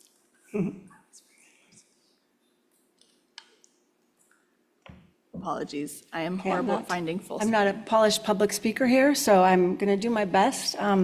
First, I just want to say thank you to Arlie and the planning staff. They've been incredibly professional and very pleasant to work with. And I guess I'm trying to add to a 450-page staff report, so that's pretty daunting. But I think maybe I can add a little color and maybe just some of the things that we're excited about this project. I'm sorry, my name is Laura Duto. Yeah. So here we go, Oak Hill Place. Can you change the slide, please? So who am I? The guy on the left is my husband there, the little guy. in Burton Valley, went to Stanley, went to Del Valle, so very local. I also was raised here. We raised our 3 children here, so we live now a mile away from the site. The second picture is our family working at the Crosses at a Veterans Day work day. I think one of the best things you can do there is to actually roll up your sleeves and work. And then me on the right is one of my community projects where I worked with a nonprofit and some local young people to design and paint that DEI mural to the left of Uncle Yu's there in downtown Lafayette. So that's a little bit about me. Next slide. So just to give you some context, I know you've seen all this, so I might go through this quickly, but the yellow portion is for the memorial. The BART is below that. I just want to give you a little context. In 2010, I got involved with the memorial and began to help them organizationally. I've been very involved. I love the memorial. Since then, in 2023, we've been dealing with insecurities for a long time as to who owns the property and whether it would be able to stay. It came up on the market, and 2 developers came in and said, you know, we've got these great offers, but the family came to us and said, you need to take the memorial down. And at that point, I think I kind of looked in the mirror and, I think I know that there's a housing shortage. I know deeply about the memorial. I'm an architect, and I also know what I consider place identity, our culture here, why we love to live here. So I kind of looked at myself in the mirror and I'm like, okay, maybe this is your job. Maybe this is for you. So next slide. This kind of gives you an overview of where we are close to downtown. Whoever lives here gets to walk to every single grocery store in Lafayette. That dashed line there shows 0.5 mile radius, which actually precludes any city from requiring parking this close to regional transit. I drive, I bet you do, so you can be sure that we provided parking in this development. Next slide. This is our civil engineer's drawing. You can see 15 new lots, 15 new single-family homes for sale. The typology of it, that kind of pride of ownership, was one of the things I decided pretty early on, that in order to weave this neighborhood into the kind of legacy neighborhood north of it, that would be important. Again, the purple at the bottom, the memorial, I just want to say that that is not part of this conversation. They have an easement. They're there. They have permissions to be there. It's a remainder lot. And so, yeah, so I think it was very important to me to kind of separate that conversation out, that there be no controversy about that. Regardless of what happens here, that's staying. Next slide, please. As I mentioned, that was a civil engineer's drawing. I think I wanted to back up and kind of give you some idea about how, as an architect, how this design came to be, how the site plan came to be. On the far left, I started with the memorial. And at the dark green part, you can see the top of the ridge and the natural features. That mulch pathway is a natural feature. We are not changing it. It is existing. The only reason it's mulched is because we would like our maintenance crew to get there and be able to water the trees that we've planted there. Okay, so it's not a new feature. It's not part of the development. It's part of this ridgeline natural features that we've preserved. That green circle is a 100-year-old oak tree, which we think is beautiful. And we started with that as the center of our site plan. You move over to B, I started to think about living there, and I wanted to face a south-facing open space so that people could share a yard and have a little bit smaller. You know, not everybody in Lafayette can afford like a 2,000 square foot home on a half an acre. So the idea here is to kind of create something a little bit different. And so this shared space was really a really early idea. Then you moved over, and kind of simultaneously, we had been working with Contra Costa Fire and a really awesome fire code consultant. And we went through probably 17 different iterations, and we came up with this as being the best emergency vehicle access. Then we added the site plan. To the site plan, we added those dash lines, which we respected all the setbacks around all of our neighbors. And of course, over on Oak Hill Road, we're well within the front setback, pushed behind that culvert. Next slide, please. So here you can kind of begin to see some of the clusters beginning. We started with these 3 types of housings clustered around this open space with front porches so that people can connect. Then we really started to kind of let things dissipate a little bit as we got to the little bit more natural space there between Oak Hill you can see that instead of these bars, we're starting to site the buildings a little bit more natural, a little bit more organic along that edge where there's a lot more trees. That site section basically is a very diagrammatic section to try to explain how we handled the slope, which is extreme. We took it right inside the house. We felt like if you could on one side of the house have a single story, and it says 3 stories, but the truth is it's a single story plate height, and the roof pitch allows for attic living, 2 bedrooms and a little media room up there. So it feels very much like a single family home, a single story home from the left side. And then on the lower edge, you get that double story. Next slide, please. So on the left, you kind of see the whole development in its entirety. And if you look at it, you kind of squint your eyes. I mean, there was this really intentional clustering of the development to present as much open space as we could, 51% open space on this development. The diagram on the right is really just like, I think, a super fun intention of the development, which is to provide this kind of community that looks within, and they have reasons to come out and meet your neighbors. There's the mailboxes, there's the guest parking, things that you have to kind of like, don't close your 2-car garage and go inside, but like, you've got to kind of get out. If you want to have an experience of running around in the grass, you got to come out to the park, to the Village Green with everybody. There's some precedents up in Portland, and I've been pretty impressed with, this kind of, pocket neighborhood where people share things, including like a bike shed. Next. Our plan types here on the left, I think it's really unique in a development this size that you would see so many plan types. It doesn't really pencil out that well, I can be honest. It's not your builder special. This is something where we're really trying to meet that missing middle. We're trying to do something special here, and we're trying to say, we can have a variety of price points and a variety of house types, and we can have a variety of families here, and that's what we're trying to reach. I can go through the plan types, but I think Arlie did a really good job of that. So I'll move over to the right where the parking is nicely labeled. Everybody has a single car garage, and everybody has a guest space. And then there are some spaces left for like a delivery man, kind of common sense stuff. Next slide.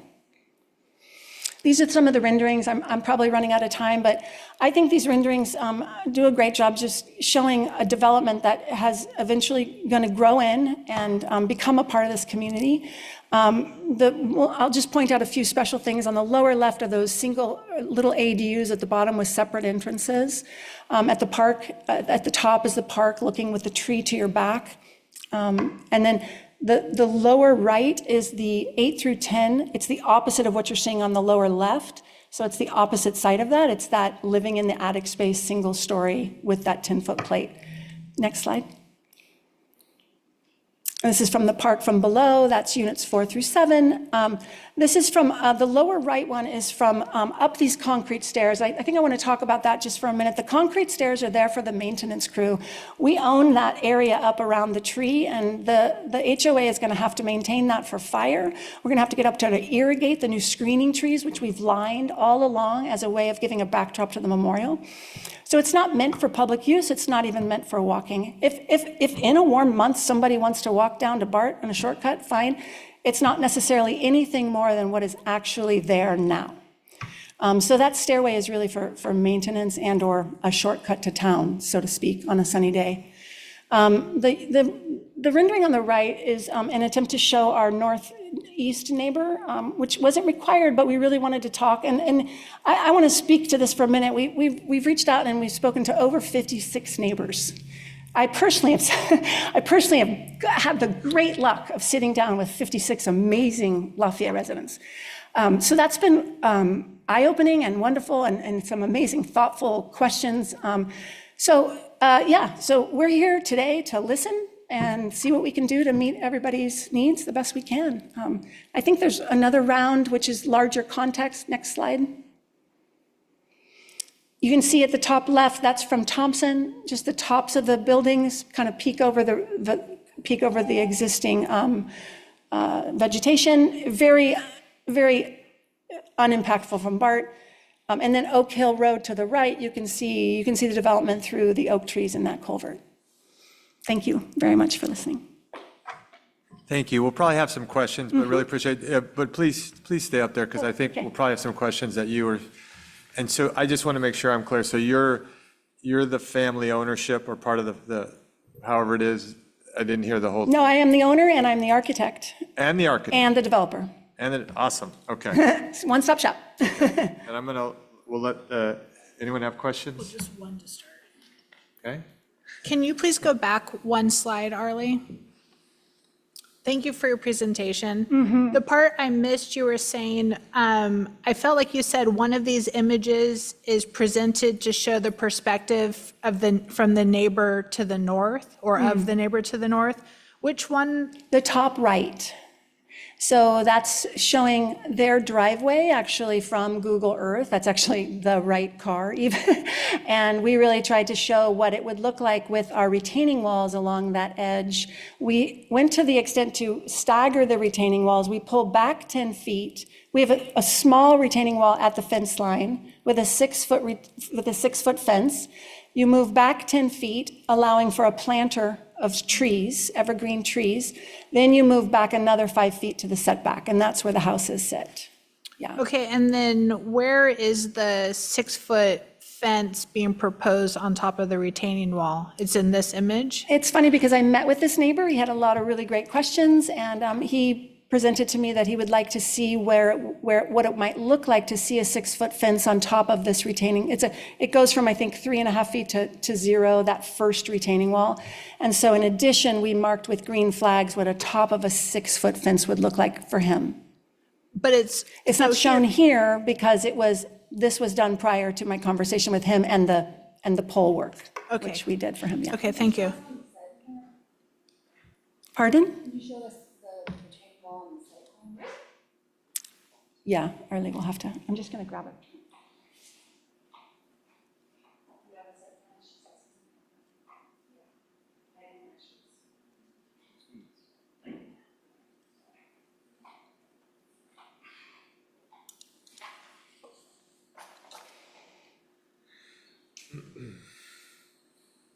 No, it's not there. Go maybe to the blown up section. That was like a view like that, I think. That might even be that car. So it must be right there, hopefully. There, it shows there. So Unit 4 has a terraced retaining wall. So just so you know that lot in that corner just dips off like it's crazy. It's like super flat up at the top, pretty flat. I mean, we dropped it all to protect that ridge. But then that back corner just dives into the neighboring properties. Yeah. So it's something we kind of have to deal with one way or the other. It's hard to tell, I can't see.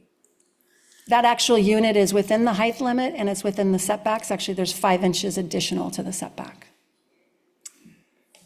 Great. Any other questions for the applicant? Commissioner Heising? Yeah. So before I ask my question of the applicant, I need to state for the record that I met with the applicant to talk about the project and look at the plans. So I just needed to say that publicly. Right. And I disclosed that as well in writing, so. Okay. So let me ask a crazy question. Could you put the houses on lots 4 and 5 where the park is and put the park where 4 and 5 are? I think I showed you the kind of how the design evolved. And there was this really, really conscious effort to celebrate that tree in the south and the sunny center and just the whole notion of having a center to the development. It was pretty key to the siting. It's really quite a drop over there. Okay. And then related to the sidewalk, would there be less resistance to building a sidewalk if the cost wasn't so much to build it as proposed? I mean, I kind of want to back up on the sidewalk thing because, first of all, like nobody wants to stand up here and say like, yeah, it's too expensive, that pedestrian safety thing. Yeah, it's like, I mean, we would feel terrible if somebody got hurt out there. I mean, I think it's really important. I don't know how a project like this absorbs a cost like that. I mean, it's almost half of our impact fees when we looked into it. We have done some good due diligence and actually looked at how we could do this, and it can be done. It feels like a big ask in proportion to the size of the project. It's a pretty small project with small margins. Yeah. That's not to say that I don't find pedestrian safety incredibly important, and we will do our best if asked. Yeah, and I appreciate that, and I totally understand where you're coming from. And I'm wondering if, there's some smart people in this room, and maybe we could come up with a way to provide access so people can get down and walk to all those grocery stores that you showed within the 0.5 mile radius,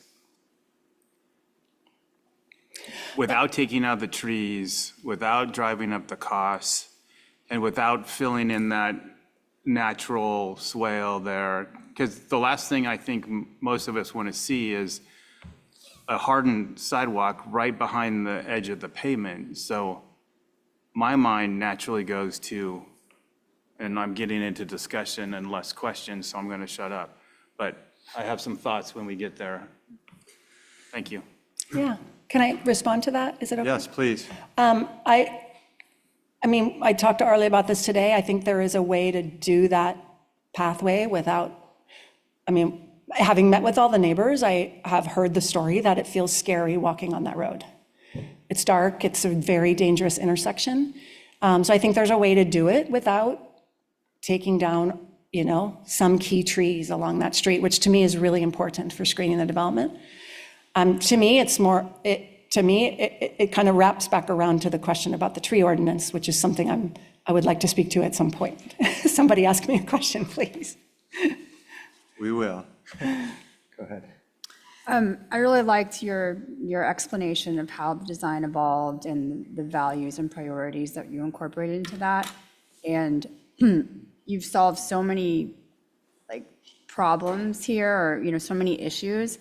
And I feel like that last link is the pedestrian link to the larger context, which you've thought a lot about how the sense of place of this development fits within the broader context.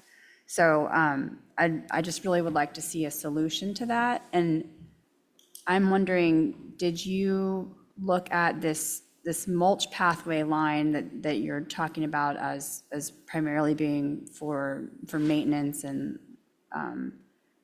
did you look at if there's a way to make that sort of the access for the development? Absolutely. You bring up a great point, because at some point we were asked, well, if you're not going to do that, can you do that? Or what is that path? And we actually debated as a team whether to even include that path in the plans. But we then had a stairway to nothing, but we have to get maintenance up there. We have to do our fire abatement, and it's a 12-foot wall there, right? That's a pretty intense wall. So the path is not a great answer, I think, for pedestrian access. It doesn't help the neighborhood in any way, and it's pretty steep. So to make that permeable, we could, that's one solution, but it's pretty steep. It's not a high heels going to BART kind of walk. Did you look at,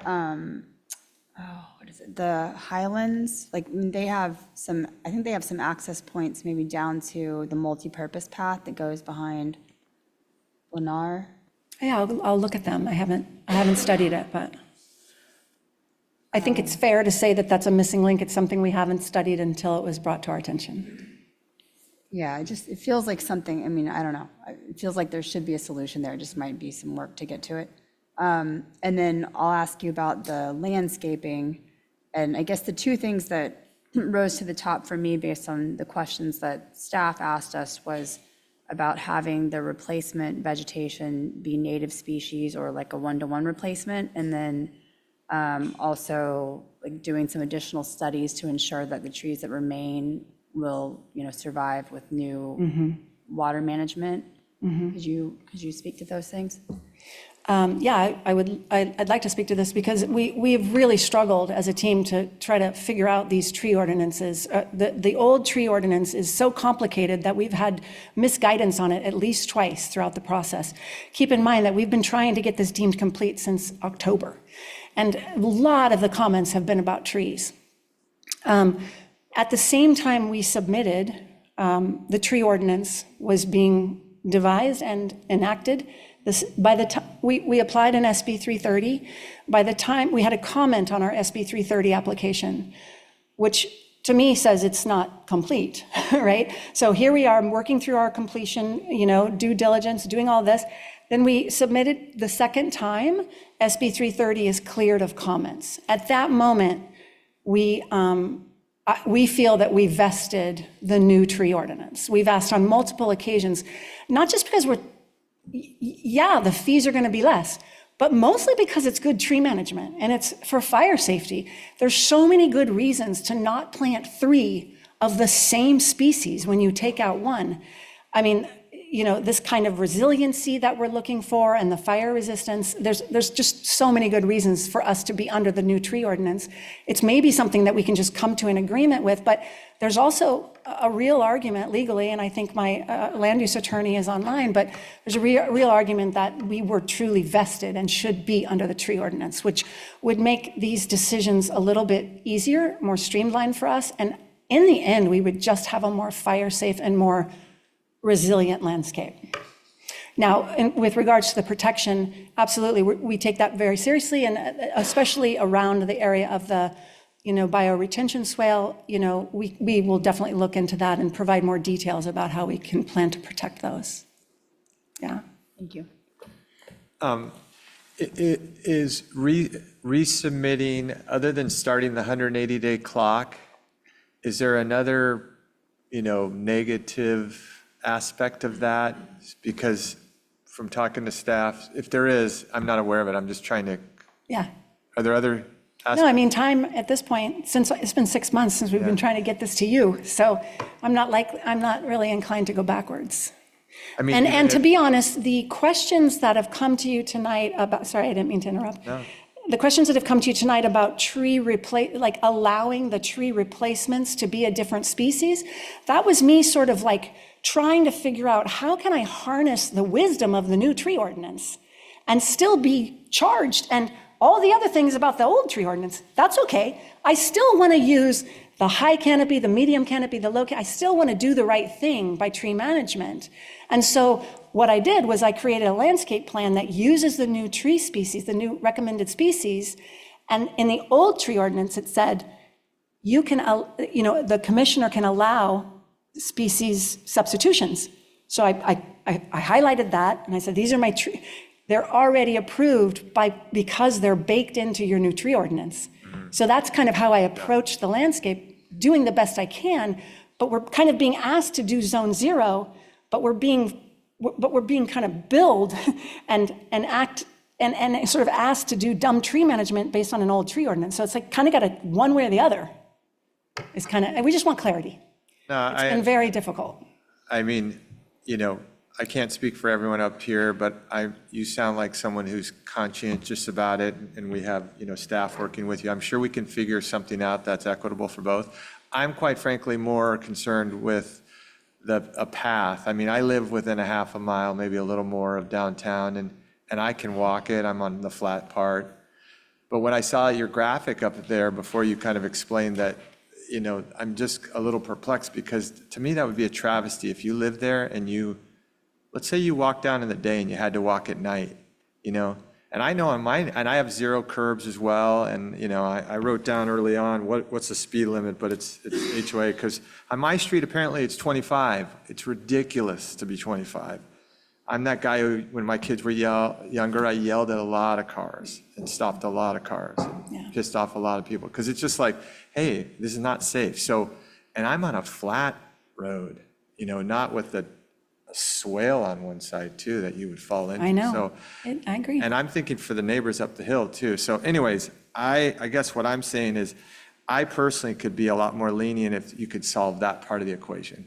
So this is part of The sharing. new tree ordinance would also help me do that. Well, way. okay, I mean, this is part of this session is for us to kind of air what we want, and I'm glad to hear that. And we all want the new tree ordinance. That's why we spent time reviewing it and approving it. So let's just leave that one open and, for more discussion. Go ahead. Thank you. First, I want to say from the outset, I actually really like what you're laid out. I think it's kind of the best you could hope for on that plot of land without going significantly more dense multifamily residential. I think you're taking a particularly difficult terrain and trying to make something workable with it. The design, the sort of open central space surrounded by housing, I think it's a great approach to sort of trying to address the housing crisis that's still going on. And so starting from that point, I guess, I like numbers. Seeing they had then the estimate of the work for the sidewalk, about 250,000, roughly equivalent to this is from one of your prior letters. Do you have any rough estimate? You mentioned it, sort of the difference in compliance costs between the two different tree ordinances. Do you have any rough guess of where that might land? I do not. And I have to tell you, it's not as much about money as it is about the old tree ordinance is impossible to use. And the right thing to do is the new tree ordinance. So it's, to be honest, I haven't calculated that, no. Okay.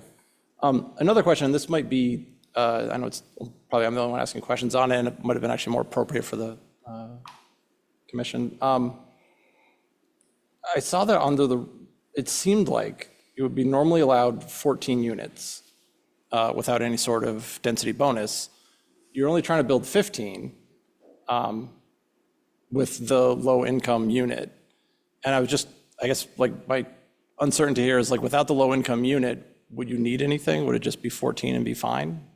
I was just kind of curious, like, why is that unit there? That's what I'm trying to ask, I guess. It's because what it allows me to do by offering that very affordable unit, which is going to be sold at a cost that I can't even build it at, which is wonderful for, I love all the reasons that unit is there. It also allows me to take the least restrictive of the zoning ordinances. So we're R10 and hillside overlay, which would allow for one house, and still I'd have to be here even for the one house, right? Or I take the general plan, which is 6 units per acre. So it allows me to take the least restrictive of the two. Okay, and then I was just looking at the plan and the footprints available and all. I think it's 14, essentially the other smaller unit. I'm just curious, like, why is that one being included as opposed to something of the rest of the units that are being built? I think that there's a real need for that kind of size unit. I can tell anecdotally that I've had so many people interested in those units. In fact, it's my favorite unit here. In fact, if I could, I'd maybe go back and put more of them because people are really interested in that smaller unit. So I think it's I don't know if you've seen the floor plan, and it is the cutest one up there. So That leads to my next question of, I noticed you actually had a sort of excess availability for units to build, and I was curious why you wouldn't be using it. Was it, in your own words, like? I'm sorry, I don't understand. Essentially, why you're allotted, I think, 18 units under the new calculation with the density bonus, and you're only proposing 15? I was just curious why. Why? I started the project really trying to weave the neighborhood, and it's just where it landed at this moment. I think it felt right at the time. A lot of this is just design. Okay. Okay, go ahead. Thank you. Thank you for the description of the pathway, because I was really curious whether that could have been thought of as a multi-use path, not multi-use, but a path that, let's say, DG or something to give residents better access. So I appreciate your description of that. And I'm not totally familiar with ADA laws, but when it comes to the sidewalk portion, can it be something other than just paved concrete? In other words, could you do like a Trex or a boarded walk, a boardwalk type of? I'm just throwing that out. I don't know what the rules are, but I don't know if you've considered something like that as just a way to get people off the street. Are you suggesting that kind of treatment for the pathway or for the walkway on the sidewalk? A sidewalk, Yeah. in other words, if one of the concerns is having to build retaining walls and and fill in part of the swale and so forth. Maybe there was another solution that was just making it walkable and safe. That's all I was asking. I Yeah. don't know what the rules are. Yeah, I don't think there really are rules. I think there's very few standards published. I mean, to be honest, had I had some published standards about this, I probably would have a very different project. But like, it's okay, it's doable now. And I think that I can work with Matt and we can figure this out. There have been some suggestions that it could be something other than asphalt. And I mean, I live on a place where I don't even want to walk on those asphalt sides because they're always like falling into the creek or they're buckling up. And I actually walk on the street anyway, So if we're going to do it, we want to do it right. So I don't know what the answer is yet, but because we're just trying to gather information here. Okay, any more questions? Okay, this is the last question. Thank you very much. Do you happen to know the owners to the west where that road on the development right there kind of dead ends? Is there a future plan or any talk about connecting through? Nothing. There was at one point, I think, some discussion of a through road with developments with one of the local, but nothing. No, he's not in the picture. I don't know where he is. I don't know who owns it. Okay. Thank you again for answering all the questions. Absolutely. Appreciate it. Thank Okay, you. so we're going to now pivot to the open part for public comment. So I've seen people handing cards up, so if you have any questions, put those in. And with that, I'll turn, and then online as well. Yes, so if you are attending online and would like to speak, go ahead and raise your hand now. We will take speakers in the room first and then proceed to online comments. So the first speaker is Nina Resnick, I believe, or apologies, Nina R. Please. I didn't know I'd be first. That's a lot of pressure. I am one of the 57 people who Laura met with, and I want to thank you because I didn't really realize about the project until I saw the story polls go up. So I want to thank you, one, for listening and responding to me and a few other neighbors so quickly. It was really, really helpful. And I know that you've heard a lot about sort of height and when the story polls go up, sort of what it looks like. And I really appreciate you listening and the thoughtful plan that has been put in place. I mean, I think all of us love the idea of open space in Lafayette, but we also really love the idea of community. So I'm really supportive of this project. I think it's great. I do want to just address sort of, I feel like I want to say I'm a survivor of the Oak Hill non-sidewalk for over 20 years. And I totally understand why the request is there for a sidewalk, but also I would say it really does need to be balanced with sort of the feeling of the neighborhood and the flow of that portion. I'm right across the street from 1415, I think, so how that looks coming out of my driveway and just how that flow is really important to me. So that's it. Quick question. Yes. Thank you, by the way. Do you walk to downtown much? I walk to downtown all the time. Every weekend, I walk my dog down there all the time. Honestly, that street where people on Deer Hill, where people, I know this is a totally different topic, but people sometimes whiz by down there, that's probably more threatening. And I bet why you have those red dots around there is that cross-section versus the fact that there's not a sidewalk. So I think that's. And so you're farther up, so you would walk past? I'm not farther up, I'm right across the street. I'm at Oh, 1060. I see. Okay. So literally looking at the Gotcha. sort of first two units. So, Great, thank you very much. thank you. Oh, sorry, hold on a second. One more, yes. Yeah, just a quick question. So you're right across you're on the east side of Oak Hill, across from the project. Yes. So if there was a sidewalk on the west side of Oak Hill, just on the edge of pavement, and it took out a bunch of trees, you wouldn't like that? I would not like that. Okay, just confirm. Yep, I wouldn't like that at all. Actually, I'm glad you brought that up. I was feeling nervous, so I didn't bring that up. But the way, from my driveway, the way that project looks and the pictures I think that you've done, where you can see how the trees are and how it kind of covers the retaining walls and landscaping would be, is really lovely, versus I think if you had to take those out to put a sidewalk, I think that would be less attractive and fit less in with the neighborhood. The other thing I'll just say, since I have time, is that ridge path, that's a steep hike. If you're going to walk up there past the crosses, that's not a reasonable pathway. That's like, it's a great little dog walk, but it's not a Yeah. path. I think, did you have a question? Okay, thank you very much. Thank you. The next speaker is Patrick Segelke, followed by Dan Lianos. So Dan, you're welcome to queue, and then we can go through public comment slightly more quickly. Thank you. Hey, thank you. Great presentation by everybody. So I'm on Oak Hill. I'm in 1075. I'm the owner. Actually, I live in Moraga right now, but still own the property. Looking forward to retiring, and that's why I want to keep it. Everything they're talking about, being able to walk the downtown, obviously that is very, very true.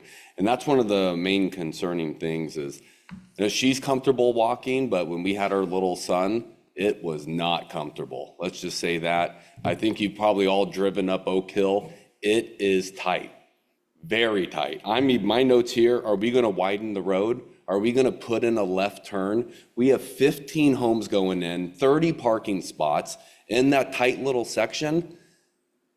Sidewalk is maybe one solution. Personally, I think we need more.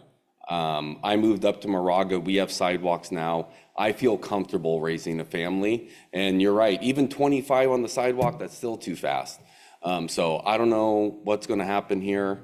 I think it's gonna look great. I feel worse for my other neighbors because the height, like hearing 43 feet, we have a 1,700 square foot house on a 2,100 square foot lot.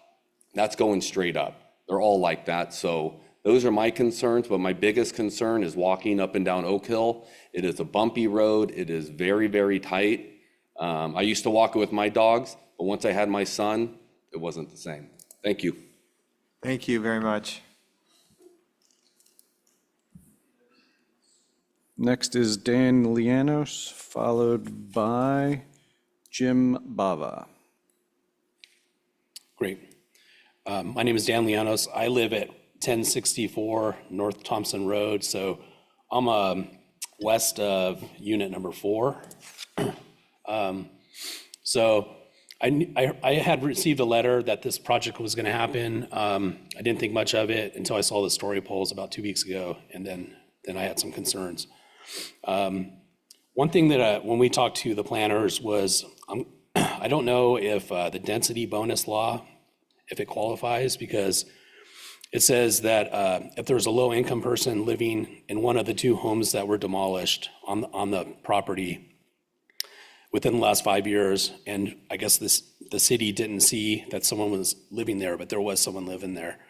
So I think that it doesn't comply for the density bonus law, if you were to look into it. Also, the conformance with the general plan, the development should respect architectural character of the neighborhood. I think that it looks nice on paper, but it doesn't look like our neighborhood at all. The neighborhood is low density residential is what it is. So the fact that the density bonus law probably is not applicable, then I think that it has to be a low density development, which right now I believe is 3 parcels for 3 homes. And then just the view impacts, it says that it must, the hillside overlay shall be designed to conceal when viewed from below from publicly owned property. I'm below this, and from my property, I'm about 20 feet below where the retaining wall is going to be.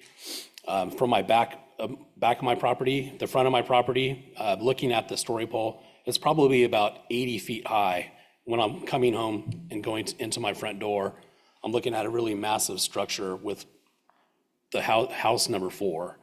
So something needs to be done about that because it's going to block my morning sun because I'm below it. And it's It just doesn't look very appealing to me from my angle.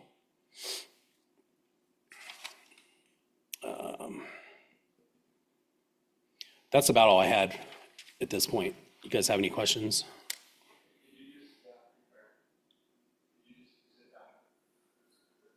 Is it the house that's catty corner to 4 right there? Yes. Okay. Yeah, I'm down below, and it's a 2-story home. So for my driveway, it looks like it's about 100 feet. It looks like the Lafayette Park Hotel is being built right behind my house and not too far off of my fence. I think the Lafayette Park Hotel is pretty nice looking though, but I get your point. All right, thank you very much. Okay, thank you. Oh, I just had a question. Oh, sorry. Would you be okay if if I went by your house and walked into the driveway to look? Of course, yes, anytime. One more. And have you had a chance to talk with the developer, and if you had conversations or anything? Have you okay. No. By chance, do you know the owner of the lot across from your house? I don't know the owner. They bought that when I bought this house 15 years ago. That property, it's 1 acre, was sold to a family. I don't think they live in the area. I've never met them. I think I've seen them out there once in 15 years. Does it get like landscape maintenance or some kind of abatement on it I'm just assuming, or is it just wild growth? No, they pay someone to come in with a tractor, and they have to take all the weeds down. Okay. In about, I guess before July, whatever, they need to do that. Great. One other thing I'm concerned about of this development is it is from lot 4. It does slope down into my property. So when we get heavy rains, like we had this past week, it's really, the water's coming right into my house. It's going under my house sometimes. It's pooling behind my house because I'm on a slope. So I'm really concerned about the drainage plan as well, if that needs to be looked at. I mean, it's part of the application and the city engineer will look at that but it's a good point, but that is part of the development application, so that would be looked at. Because the hill behind the property, it's kind of like a V. I don't know what that's called, but the water comes right down, right into my backyard. And so, yeah. Okay, thank you very much. Thank you. Thank you. Next speaker is Jim Bava, followed by Robert Fellows. Mr. Fellows, you're invited to queue. Thanks. I'd like to just give you a brief history of the property. The original owners, Paul and Lillian Keene, left the property to a niece who subsequently sold it to Johnson Clark, the general contractor you probably know, and who eventually, Ms. Dudo, got the property. During that interim, there was applications for an apartment, for assisted living, both of which were rejected by the city for various reasons. One of them being strongly objected to by the residents of the Oak Hill residents. The current project is far more egregious than the 2 preceding ones that were suggested years ago. And invasive it's just too much for the area. The property had been parceled to 3 lots at one time, so 3 homes could be built under the old rules without the densities. The extreme density is going to cause problems. And because our house is adjacent to the property, the only division is the driveway going up to where the new project is going to be. Also, in years past, I remember always hearing the Lafayette was going to be the semi-rural environment. Well, this certainly doesn't lend itself to a semi-rural environment by any stretch of the imagination. The traffic is going to be horrible on Oak Hill Road coming out because the driveway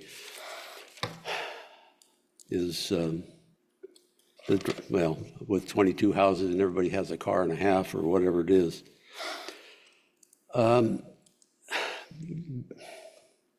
Ms. Dudo says she's going to widen the access driveway up to the property, which is now just a single car project, driveway up to the top of the hill there. I should have started this with, I've been living in my house for 55 plus years. So I've seen a lot of changes and a lot of stuff going on. If she wants to widen the driveway, she told me she wanted to widen the driveway, and which will, in the increased vehicular traffic, is going to be a problem because it comes right underneath our bedroom. The road does. I hope the donation of the hillside crosses, which you was so generously donated to the city, will not impact your decisions. With only one, and also I didn't realize this till tonight, only one house for low income and all that 50 or 26 or whatever the heck the number is, it seems to change. Anyway, I strongly advise against it, or certainly modify it greatly from what the original plan was. It just doesn't fit with the surrounding areas, with the homes that are built in there, and it's way too. Thank you, sir. Sir, where do you said you live next to it? What's your address, if you don't mind me asking? 1061 Oak Hill. 61? 1061, yeah. Okay, thank you, sir. Right there, okay. Thank you very much.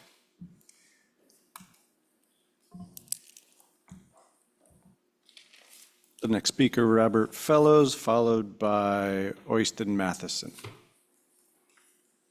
Matheson, rather.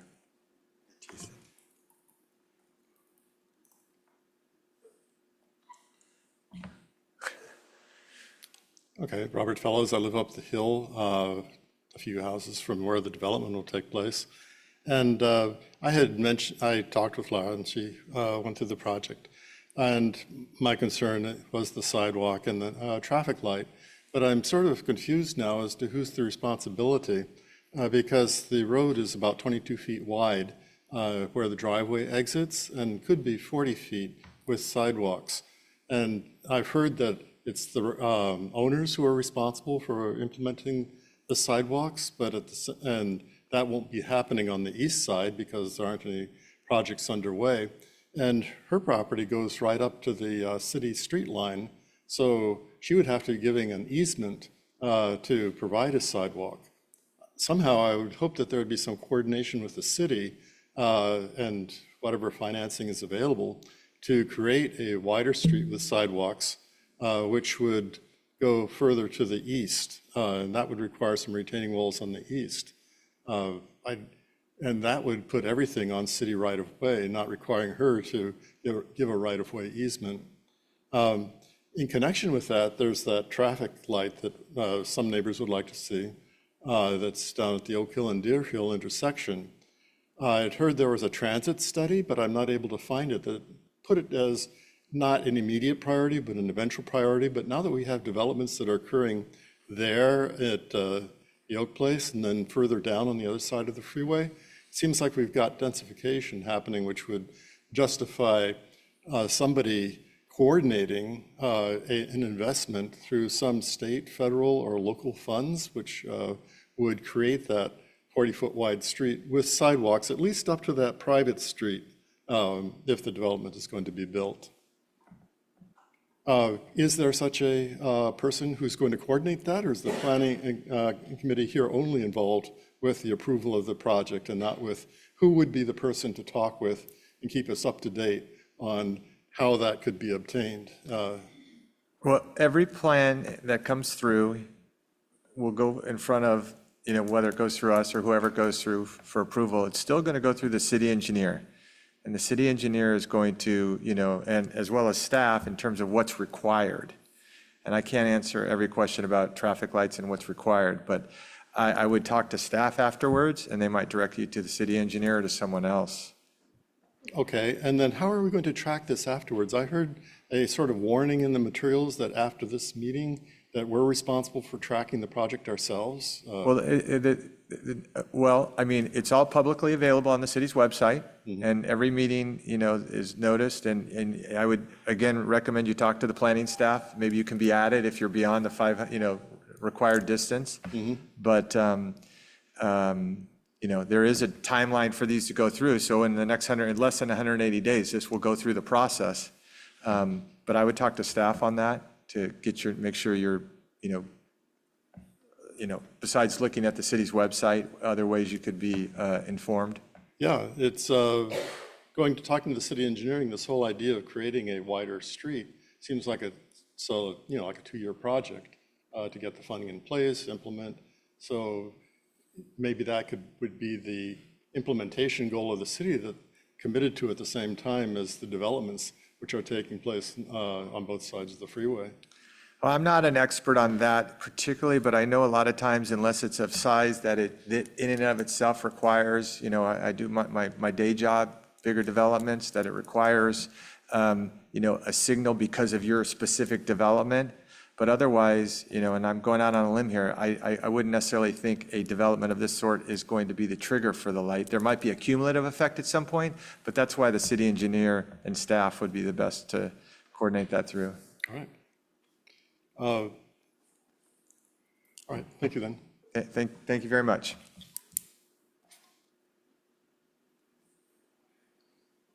Mr. Matheson, you are next, followed by Shireen W.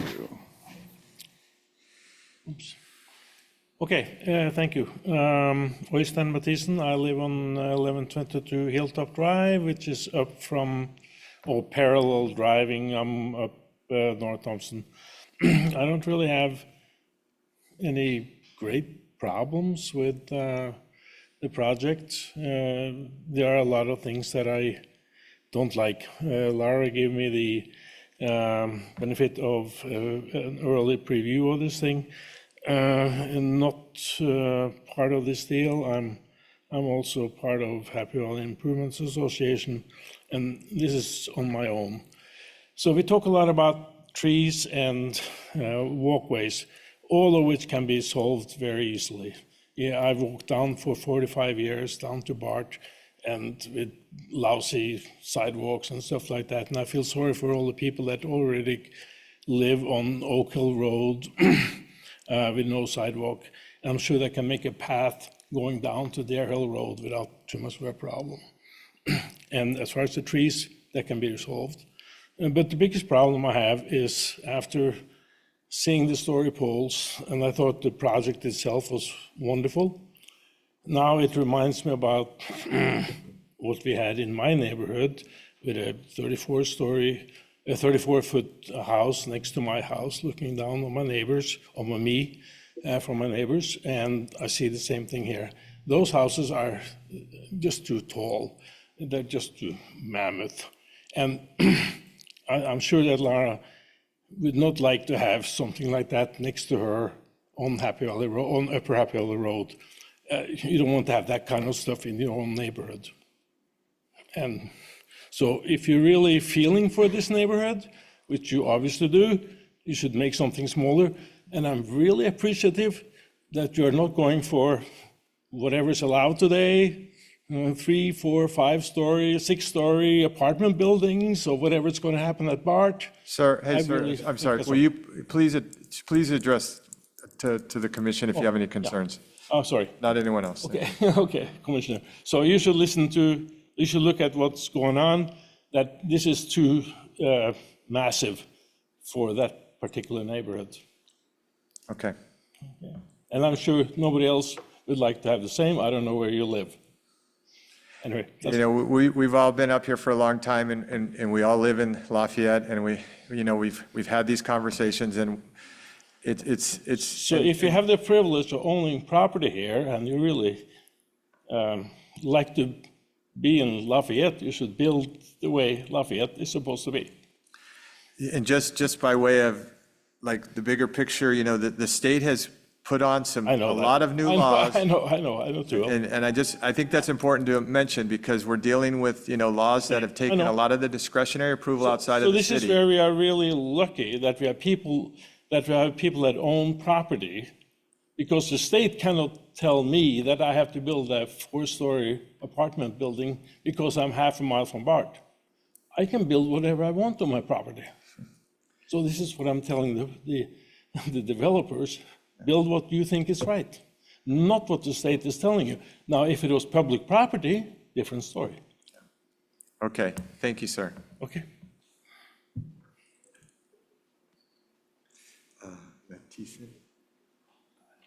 Next speaker is Shireen W., followed by Baron V. Thank you very much. My name is Shireen Welling. I currently live with my husband at 1074 Oak Hill Road. We are on a shared driveway that is directly across from the proposed driveway for this new development. So we're across the street from the Bavas. First of all, thank you very much to Ms. Cassidy for her very detailed explanation of this, and also to Ms. Dudo for reaching out. I apologize that we were not able to connect directly, but thank you for your willingness to do that. My concerns are primarily with the existing infrastructure, or should I say lack thereof, on Oak Hill Road. We are, again, 27-year residents of this location. And the first and foremost concern about this is, for me, Oak Hill Road itself. Where this driveway comes out and where our driveway meets Oak Hill Road, that is the most narrow point of Oak Hill Road. It is an extraordinarily narrow street. You can barely get 2 cars to go at opposed to one another on that street. One usually has to stop and let the other one go through. The reason I bring this up, that if you're adding 15 more residences to this area, that street, I don't think is going to be able to handle that level of traffic. And again, you're also talking about adding pedestrians walking up and down that street. It's just not wide enough. So I don't know if the Planning Commission is exactly the organization to address this at this point, or the city engineer, but this does, I think, need to be addressed, quite honestly, before anything else goes forward. The second part of this with regard to that street is the issue with the sewer. The sewer line has broken twice in that particular area, I believe by the Bavas residents, or a little bit above or below. Twice in the last 7 years, that's had to be fixed or patched in that area. Again, that's right as that driveway is supposed to come out. So again, I don't know the specifics of how the drainage and everything's going to work from this particular project that's being proposed, but that should be addressed. My third concern is, again, also the water issue, and also water meaning issues regarding fire and the issues. I know we're not now in the number 1 or the 0 zone of fire concern. We're in the next tier down, but the fact still remains. For example, fire hydrants. How is, as far as fire, if there is a fire up there, there are very few fire hydrants, 1 to my knowledge, on that section of that road. So again, I know these are infrastructure issues, but I do think they need to be addressed. And then finally, I wanted to bring up, again, excuse me, real quick, is again the walking. We're trying to make this, I know that she is trying to make this a pedestrian-friendly area. As it stands right now, it is not. I do not feel comfortable walking up and down that street. I never have, because of the fact that it's so narrow, because it is so dark, and because it's just, and it's also the proximity where Deer Hill comes in. That 4-way stop is not adequate to deal with the current amount of traffic there, let alone added traffic. Thank you very much for your time. Thank you very much.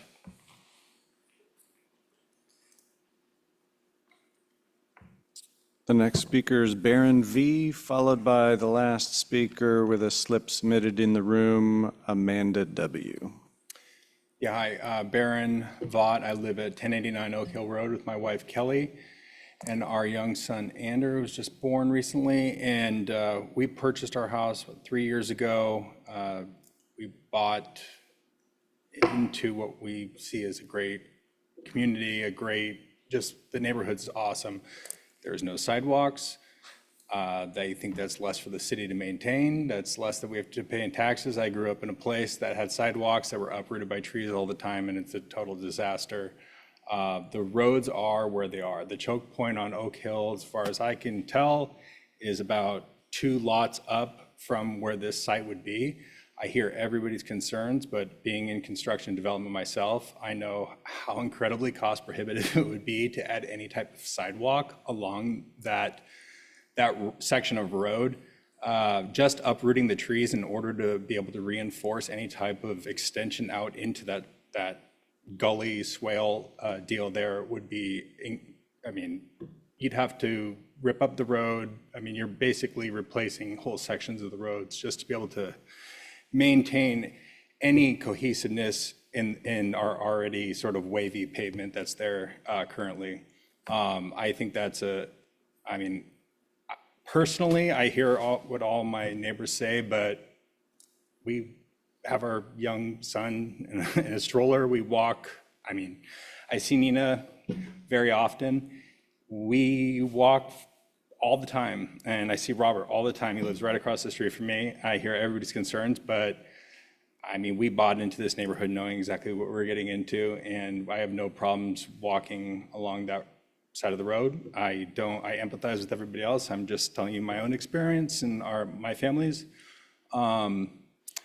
And I just think that's something that needs to be considered, because I think that's a prohibitive factor for any development that's going to go in there. And then on top of that, as far as the trees are concerned and the tree ordinance, like, I do have to agree with Laura. I think a lot of the new tree ordinances are going to be more in line with what's realistic.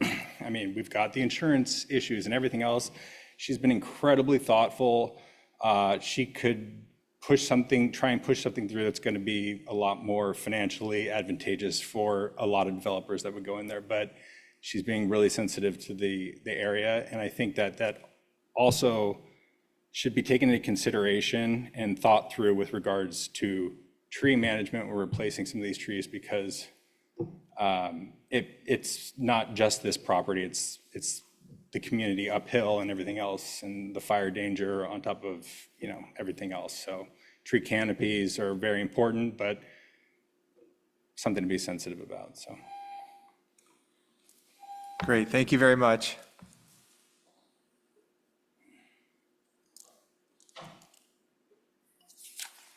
Final speaker in the room, Amanda W.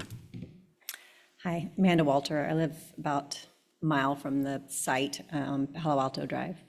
I actually know Laura, both professionally and personally. I have had a chance to look at the plan in advance of the meeting, and very excited about the Pocket Park kind of community. I know Laura does community really well, so I was never going to be concerned about that.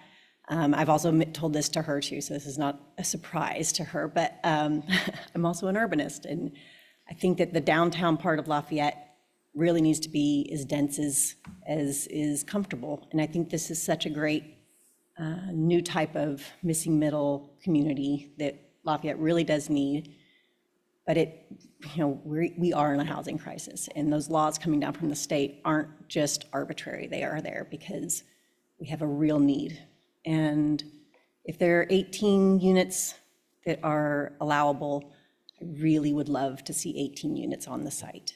I think more of those little ones, actually, quite honestly, would be great. It would be great to be able to have people who work in Lafayette, who can't afford to live in Lafayette, have a place like that. Also, there's, not everybody has a two-parent and, household. So single mom with a kid, single dad with a kid, those kinds of places would be pretty, appropriate for that type of a household as well. So, and yes, last point is, it is downtown. It is meant to be walkable. I do think the sidewalk is really important.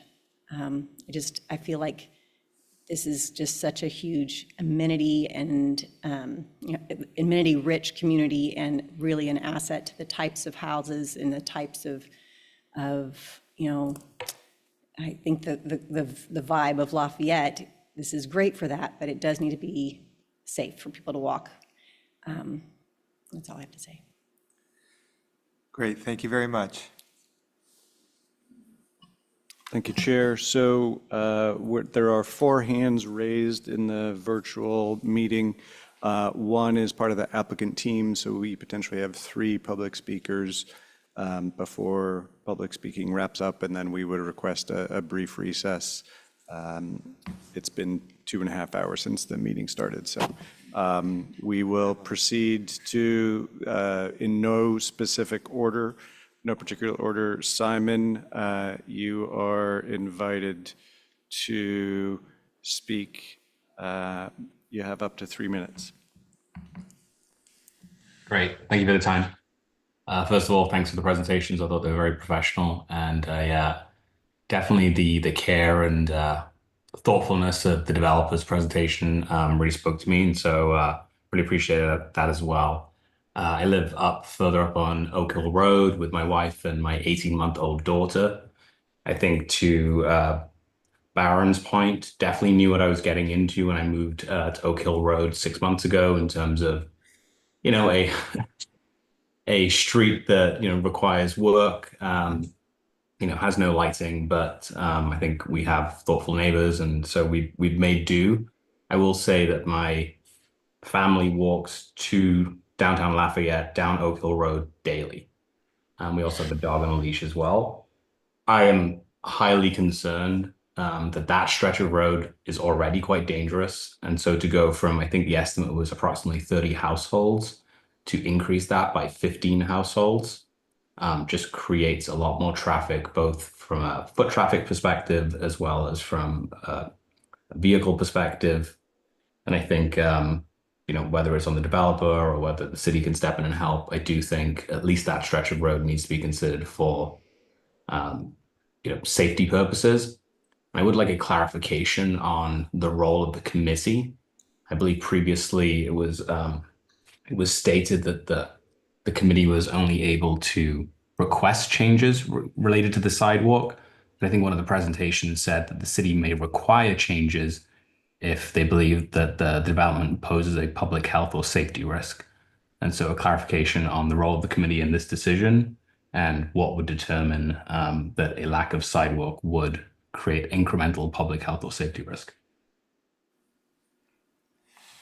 Okay, Simon, just so you know, it's not a question answer where you question us, but so I want to make sure, are you done with your presentation? I am. Okay. Does anyone have any questions? Okay, thank you very much.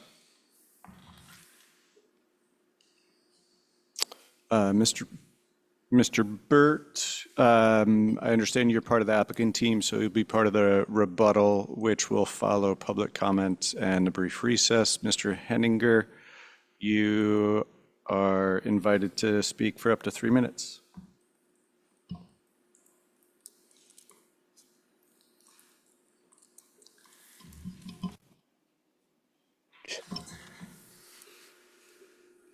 Hi, good evening. Can folks hear me okay? Yes, thank you. Thank you, Greg, and thank you so much to the city. I agree it was an excellent presentation. My name is Max Henninger. I am on the board of Inclusive Lafayette. We are a local organization in town formed in 2020. And we are very supportive of building new housing. We think it's the greatest lever that the city has to create a more equitable community. Lafayette's a high opportunity area, and we feel really strongly that we need to be doing our part to help solve the housing crisis. Our board has met with the applicant, and there are a lot of things we like about this project. We concur with one of the comments from an earlier speaker that we actually wish it was a little bit more dense. There are just so few parcels that are immediately adjacent to BART, which is, we think of it as a, multi-billion-dollar regional infrastructure. I think we really need to be thinking thoughtfully about how do we build as densely next to that infrastructure as possible, even if the neighborhood feel, might be a little bit different based on historic development patterns. That said, we also are really firm, believers in the art of the possible, and that the perfect project never exists. And too often, holding out for that really means that nothing, happens. And in our view, this is just a dramatic improvement to the status quo, which would either be the site continues to sit vacant, or somewhere down the line, 2 or 3 multi-million-dollar homes that are affordable to folks who are making, $700,000, $800,000 household income a year. Like something like that would happen. So with this project, we always would support the greatest amount of affordable units possible, but we are getting that one affordable unit. And by building smaller units, sometimes in planning, we hear the term affordable by design. It would allow for a more moderate income person, or even slightly above that, to afford, which we think would be good. One comment I heard raised tonight that we think we should address is the comment about using this project to try to as the catalyst for greater infrastructure improvements. We don't think that's a cost that should be passed on to this project. All too often in California, that's what ends up happening. Our impact fees are already a major barrier to new development. So we're not really sure what the legal basis would be to add on a sidewalk to downtown. And we also support the new tree ordinance being applied. Thank you. Thank you very much. Final speaker online, Caroline Downing, you're invited to speak for up to 3 minutes. Dowling, I'm sorry. Can you hear me? Yes, thank you. Okay. Hi, I grew up in Lafayette. I actually grew up at 1073 Oak Hill Road. My parents bought the place, I think, as BART was getting developed. And I grew up walking to Stanley Lafayette School. I went to Akalani. I love that area. I have been honored by having my parents gift me that house. And I love the place. And I'm really just very scared about all the traffic. And especially when hopefully BART gets back into the swing of commuters, everybody going on Deer Hill Road and Oak Hill Road, going to school, going to work, and the four-way stops get a little chaotic. And I think I can appreciate the new housing. I like that much better than the assisted living facilities. I remember going with my dad door to door, talking about these new developments. And I think I'm just more really afraid of all the traffic. And I don't know how that will get addressed, especially with the four-way stops, because people don't stop. They don't pay attention. They're on their phones. If kids are walking to school, or families are walking to school, or they're going downtown. And I think that's just all I want to say. Thank you very much.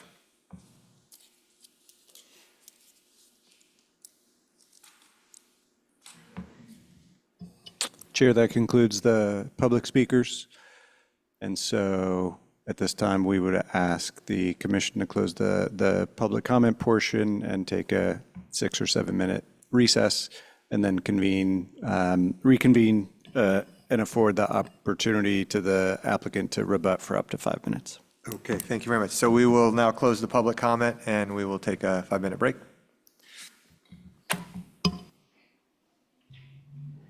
All right, Molly, let's go.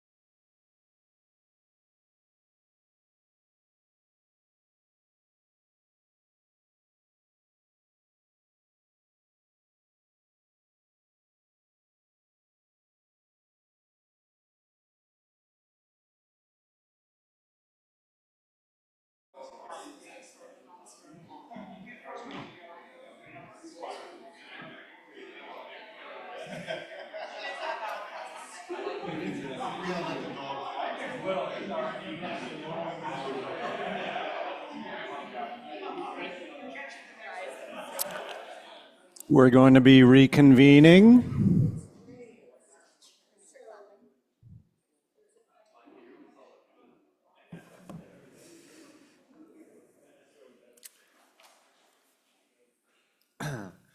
All right, as everyone's sitting down, so now it would be the applicant. If you're welcome to, if you have anything you want to say, and if you don't, you're not required to. Okay. Does anyone have any questions on the applicant's rebuttal? I will advise that Chris Burt has raised his hand in the remote meeting. So the applicant, Chris Burt, is part of the applicant team. And so, Mr. Burt, you're invited to speak for up to 5 minutes.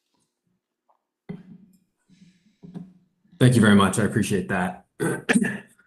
Sorry, I'm feeling a little under the weather. My name is Chris Burt. I am with Cox Castle Nicholson. I'm land use counsel for the applicant. I just wanted to address two minor things. First, there was a commenter that spoke about the applicability of the applicability of the density bonus law. And he brought up a provision about requirement for replacement units. And, here it was determined that there were no low-income individuals that lived in either of the two units that would have triggered replacement requirements.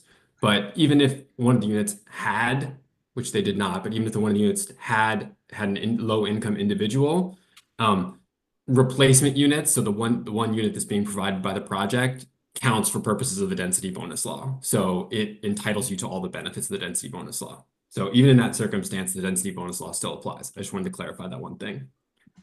So second, with respect to the tree ordinance, I just wanted to go through kind of the timeline. So the applicant submitted what's called an SB 330 preliminary application in conjunction with the formal city application. The SB 330 preliminary application is a state law created statutory application that's requires much less in terms of a completeness standard than a normal city application. It's kind of a checklist that the Department of Housing and Community Development provides as a standard form. It requires elevations, some general site plan details, whether there are wetlands around, things like that. The benefit of submitting an SB 330 application for an applicant is that when that application is complete, the preliminary application, when all of the materials have been provided, it has the effect of vesting all of the existing policies, development standards, and ordinances existing at the time. It was enacted with the intent of providing developers assurances that regulations wouldn't change in the future. So here, the preliminary application was originally submitted, and it was deemed incomplete in the first instance when it was submitted. It was resubmitted again, and then finally determined to be complete by the city on, I think it was on January 31st of 2025.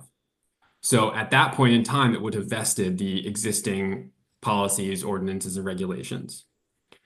I believe the tree ordinance was enacted by the city council at second reading on December 9th, 2024. And it would have been in effect 30 days thereafter on January 9th, 2024. So that was actually in effect at the time the city determined that the applicant had submitted a complete SB 30 preliminary application. So that the new tree ordinance is the one that was actually vested. So I just wanted to bring up that timing. That's it. Thank you so much for your time. Any questions? All right, thank you very much. All right, so does anyone want to respond to that? Well, I think we owe it to the public commenters that we acknowledge some of the questions need to be acknowledged, and I think they need to be directed towards staff to address. So I would like to go through, all of us should go through what we think needs to be addressed. And I'm happy to start if. Please. Okay. regarding what Chris Burt, I think was his name, that just spoke, we're not attorneys up here, and I think Mala needs to have a conversation with Chris and figure out, you guys have your food fight and figure out which tree ordinance we're going to use, and Planning Commission can then go from there.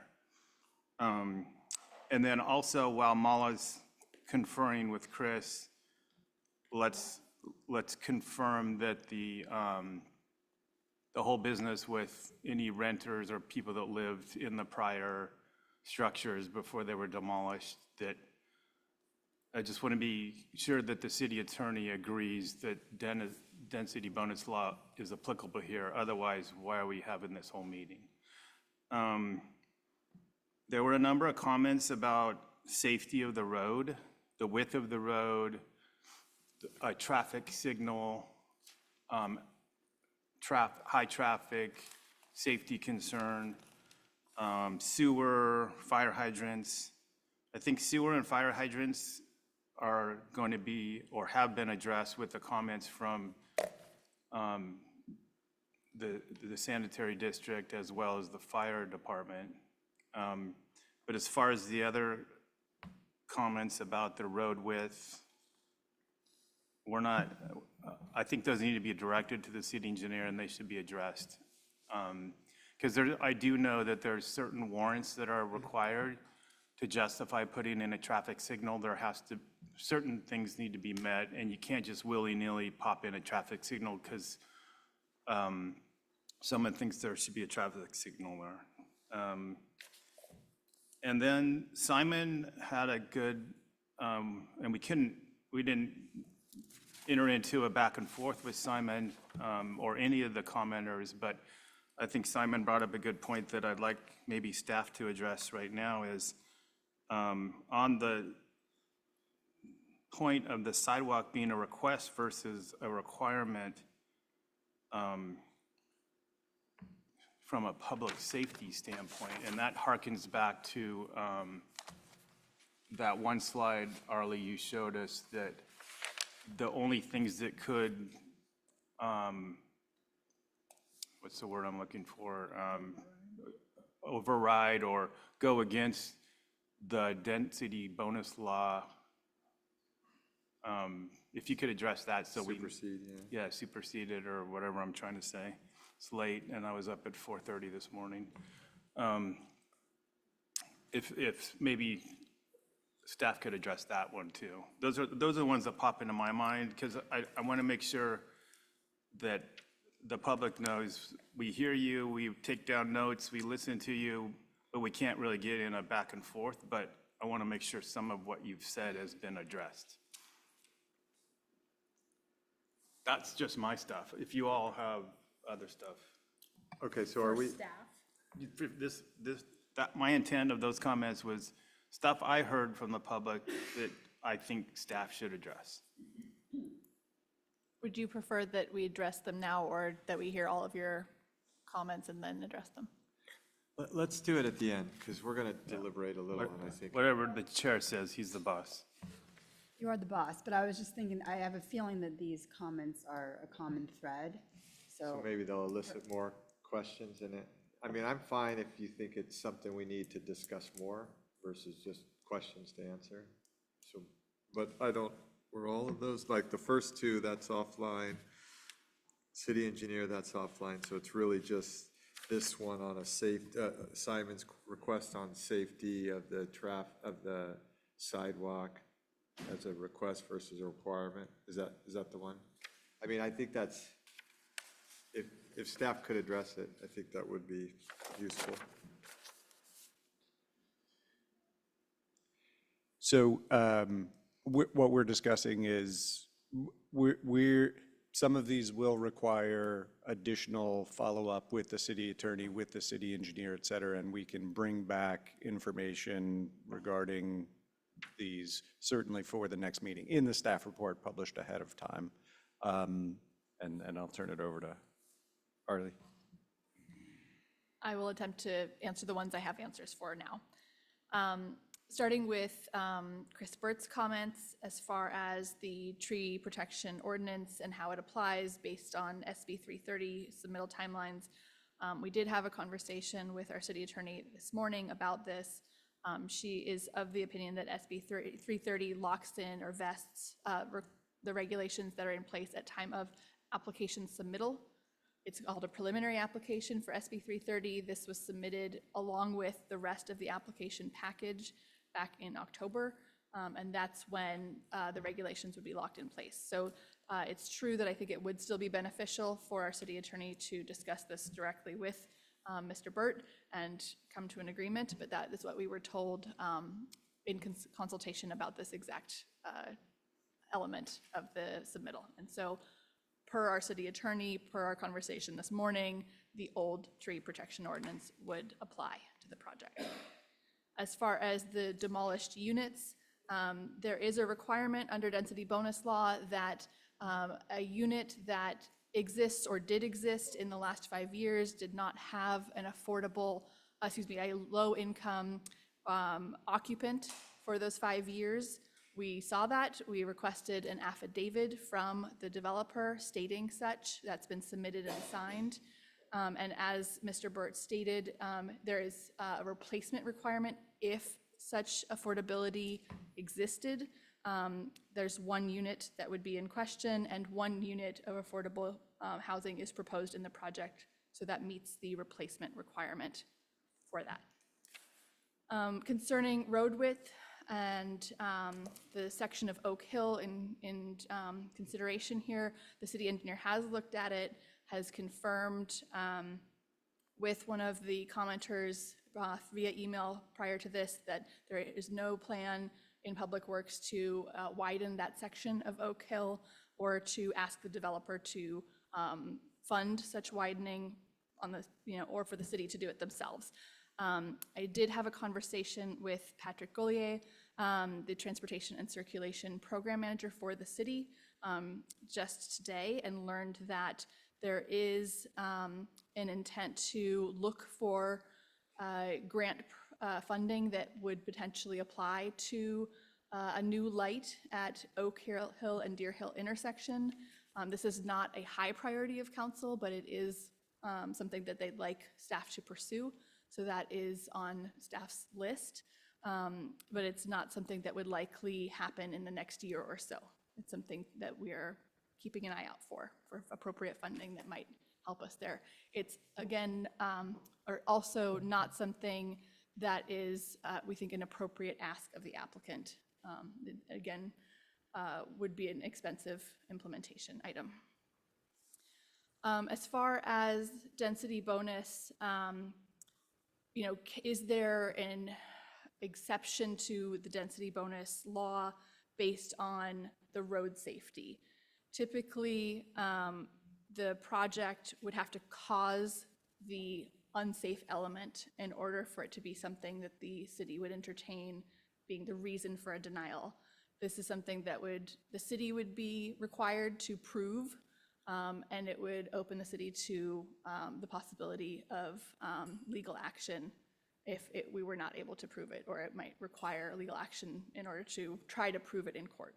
So it is something that we would have to make a statement that the project is causing an unsafe condition in order for us to find our way to a denial based on that. Does that answer at least those portions of the questions?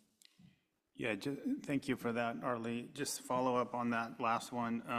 So in other words, that means it's a request, not a requirement, unless we were to presume that the city could prove that the project makes the road unsafe. Yes. Okay. And then back on the signal, in my day job, I do kind of do this kind of stuff sometimes. Sometimes developers are conditioned for their proportionate share. So my question is, did any of the traffic analyses, there was no EIR because it's exempt under CEQA, so was there even a traffic study done? There is a transportation study that was done as part of the CEQA exemption requirement. Our Transportation and Circulation Program Manager, Patrick Ollier, peer reviewed it and found it sufficient. The methodology was sound. And so that has been reviewed and accepted as part of the CEQA exemption documentation. So in other words, there's not enough traffic generated by the project by 15 units that would constitute a proportionate contribution to a future signal. I don't recall in this moment if that was the exact final, not recommendation, but finding of the study. Yeah. But the study was done, so I apologize. I can get back to you on that. Yeah, I mean, I know that's something the developer won't want to hear. Oh, you might need to contribute to some of this signal, but if the city's out searching for money and looking for grants for a signal, and there's a legitimate cost contribution that's generated by this project, it should be looked at. Let me clarify that I can't confirm the negative. I'm sure that the study did not confirm that such a contribution is required. Got it, okay, I don't recall if they confirmed that no such contribution would be required. okay, Does that make sense? yeah. But Patrick can look into it before we meet next. Sure, yeah.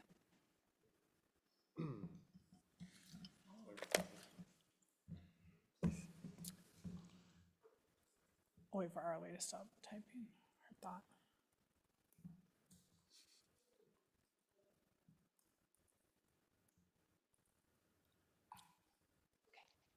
Ready? Yeah. Just a follow up to the SB 330, in terms of timeline, when does the timeline for SB 330 start?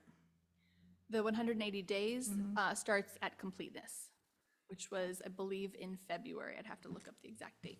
So roughly August? Exactly. I think it was August 18th. August 18th. I'd calculated ahead of time. Okay, thank you. Oh, actually, no, one more. Was this site considered a housing opportunity site in the final version of the housing element? I don't believe so. I looked at this recently. Okay, thank you. Go ahead. Just a clarifying question on the health and safety matter. Or is there any, like, this might be better for the city attorney, are there objective criteria, like the traffic volume, or like, what is the measurements for that? Do you happen to know? I don't know. We do have not our typical city attorney, but someone from their firm is available on the Zoom call if we want to ask them direct questions. If it pleases the commission, we would be happy to follow up with the city attorney and have an answer for you thoughtfully prepared for the next meeting, rather than put the stand-in, and we do appreciate him sitting on the meeting this whole time, and not to take away from him, but I think it's most appropriate to bring it back with respect to those findings that could override a state density bonus project regarding health and safety. Commissioner Starr? Just in terms of process, I feel like there's some sort of, bigger items that we're going to have information coming back on. Was the plan for this to go to DRC next, or like a joint meeting? No, the plan is for this to be heard by the Planning Commission. The subdivision application would need to be approved first before the Phase 1 HDP and grading permits could be considered. If both of those are approved, then a Phase 2 HDP application would need to be submitted by the applicant and go to DRC and be approved, all within the 180-day timeline and the 5-meeting limit. So there's only 4 meetings left. Correct. That means that was more than 4 meetings, or that was 4 meetings. No, because this body can approve both the subdivision and the HDP at the same meeting. Okay. It's simply that the subdivision application must be approved first. Okay, gotcha. It can be very close turnaround. I have one more question, just back to the tree ordinance. Is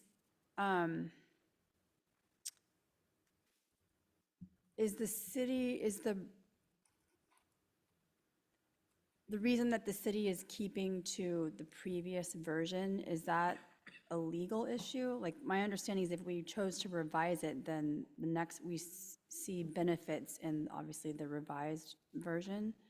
So does the city have the authority to say, okay, go ahead and do that? Or is it that you're trying to sort of keep to the letter of the law as Mala understands it? And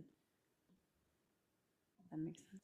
I think the latter is the intent, that based on the timing of the submittal, the project is subject to the rules and regulations in effect at that time moving forward. So there is consistency, as Mr. Burt spoke to, that there's predictability because they're vested at that time. We will double check with the city attorney with respect to precisely when that time is, whether it is at application or at deemed complete, and the statutes do vary. So we'll confirm that, but the intention is not to,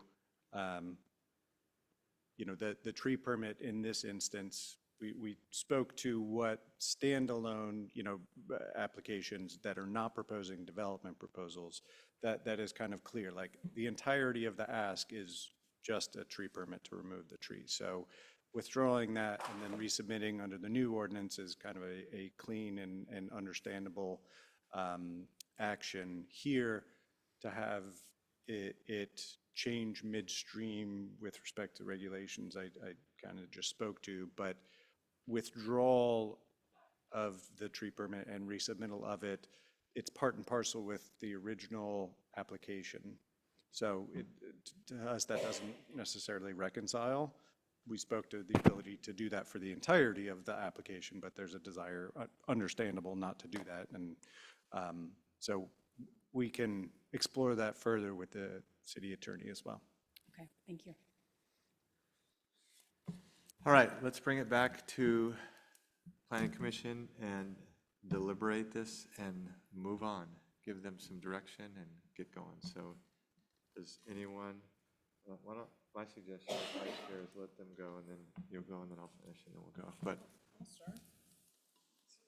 why don't you go ahead, Well, I'm not vice chair anymore, so I can Radnich? start.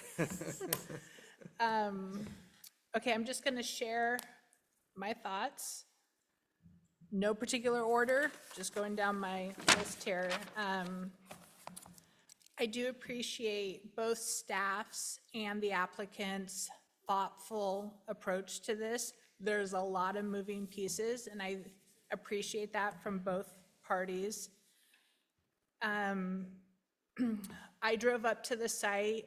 The story poles are tall, they are, but it's also a hillside, and Lafayette allows hillside development. One thing I would like to see, I have concern that the ADU parking spaces may be eaten up by the primary unit occupant. So I would love to see something in the HOA guidelines that require a spot has to be made for the ADUs. To Commissioner Heising's point about, if possible, reduce off-haul and try to balance more on site. That also goes to my point about, or that I'm going to make for just the roadway, driving up there. It's not the widest street. I also live on a narrow street where people park on both sides, so it's awful. But just to kind of minimize truck traffic on the street. The neighbor's sewer easement, I will say, I don't know how this works, but the neighbor's sewer easement that's cutting through the property, if that was mine and my sewer pipe was under there, I'd be concerned that these activities could affect my pipe. So I hope that the applicant is working with the adjacent neighbor who owns that easement or who has that easement to ensure that maybe it's a new pipe now, just to, prevent, because that's obviously going to cause damage to this development down the road too. So just something to be mindful of. I appreciate the comment for the city engineer to chime in on adequate fire hydrants, that sort of thing. We did hear a comment, the neighbor to the northwest was concerned about just visual screening from his house, if that's something the applicant is open to. I personally do not have sidewalks in my neighborhood.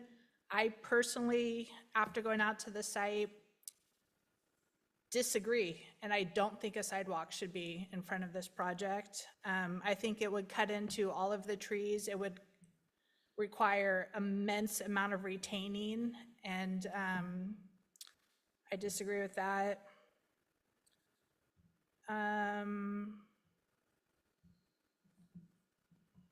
Just give me one sec here.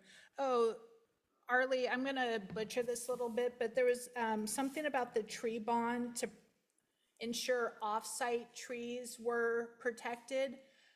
I don't know if that can also apply to on-site trees, but I do appreciate the applicant's kind of focus on that 100-year-old oak, and I would love for that to be maintained. And then one of the commenters made a comment that his bedroom window is near the driveway. I did also notice that house backs up right to the shape of the driveway. Hopefully the widening of that driveway is happening, I guess, more south versus closer to his yard. And if there's anything additional that the applicant could do to provide a little extra screening or noise mitigation there, that'd be great. Those are mine. Thanks. Thank you. Anyone else? Please. Many of my points were already mentioned. With the whole section 3, I would encourage staff and the applicant to maybe discuss whether or not they can work out a deal to use the new tree ordinance. For example, on item 3D, I don't have the experience, and so I don't know about the bonds, but it seems, is that normal? Is that normally used? And It's not used in every application, but it is a tool that we have used in the past. okay. But anyway, it seems to me, I like the applicant's approach towards, the use of the land, and I hope that if something can be made more efficient and better for the environment and the property, I think we should consider that. I'm not in big favor of the sidewalk. I hope there's another solution, though, for allowing safer pedestrian access. I am concerned about the view from 1064 North Thompson. Yeah, I drove up that road part way just to see from that direction, and the scale is noticeable. So anything the applicant can do to soften that side would be helpful. And then regarding Zone 0, I don't know how we'd require to use it if it's not law, but I think the applicant would be great if the applicant could come back and provide thoughts on that and other fire measures. For example, the fencing near units 4 to 7. I want to make sure that's, and I know it's 10 feet, but then there's a trees in between the house and the fences. I'd like to make sure that, like, for example, the Santa Cruz ironwoods are fire resistant, and that doesn't cause undue fire danger. Those are my thoughts. Great. Before we go through the rest, Arlie, could you bring back up your questions and maybe just go through them, so we can all read them real quick again and make sure everyone's getting some.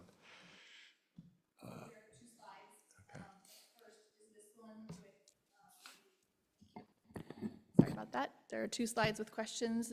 This is the first. It includes the sidewalk and responsiveness to the design guidelines.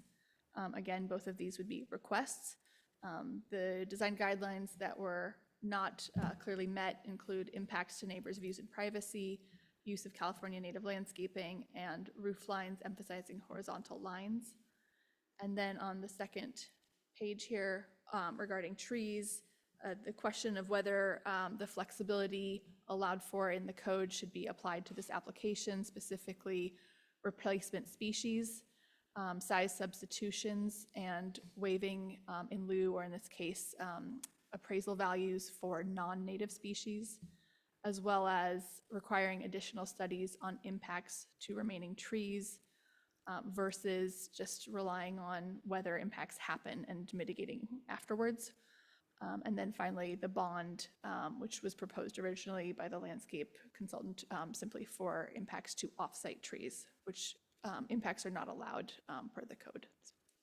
And then finally, the Zone 0 landscaping question. There's landscaping proposed in the 5-foot radius around houses. And the question is, should that be allowed? Or should we request that it is removed? Okay, thank you. Anyone else? And I'm happy to flip between these two if anyone needs. I would just ask you put the first one up because that's where I'm stuck. Please. Anybody else? Yeah. Commissioner Heising? So I too have some concerns with that property owner that lives on the northwest corner of the project, up against, well, there's a couple property owners. One spoke tonight and one I don't think spoke, the one directly to the north of 4 and 5, and then one Lenos, who was a little more to the west of 4. So I see a couple things going on here. We've got a general plan policy, LU 1.3, which is the developer shall respect privacy of neighbors. So privacy in my mind is, okay, from the vantage point of those windows on the second story looking down onto the neighbor. And we've had projects in the past where condominiums or apartments or tall homes look down into other people's backyards. In this case, it's not a backyard, it's kind of a side angle to their driveway, garage, but also kind of looks down into what I believe is living space or kitchen area. So that, I think privacy can be addressed, the privacy of the neighbors can be addressed through those windows, and I don't know how important those windows are on that the north-facing side of those 2 units, 4 and 5. I'm sure they're important, or they wouldn't have been put in there as architectural features, and they're letting in natural light. So are there different windows that aren't at eye height that are up more at the top of the sill that could let the light in without being able to give occupiers of the building a view down on those homes? That addresses privacy. Now there's another, on your slide, Arlie, there was another, it's the vantage point of the homeowner, the neighbor looking back up at the structures. And that's compounded by the slope, which we can't do anything about.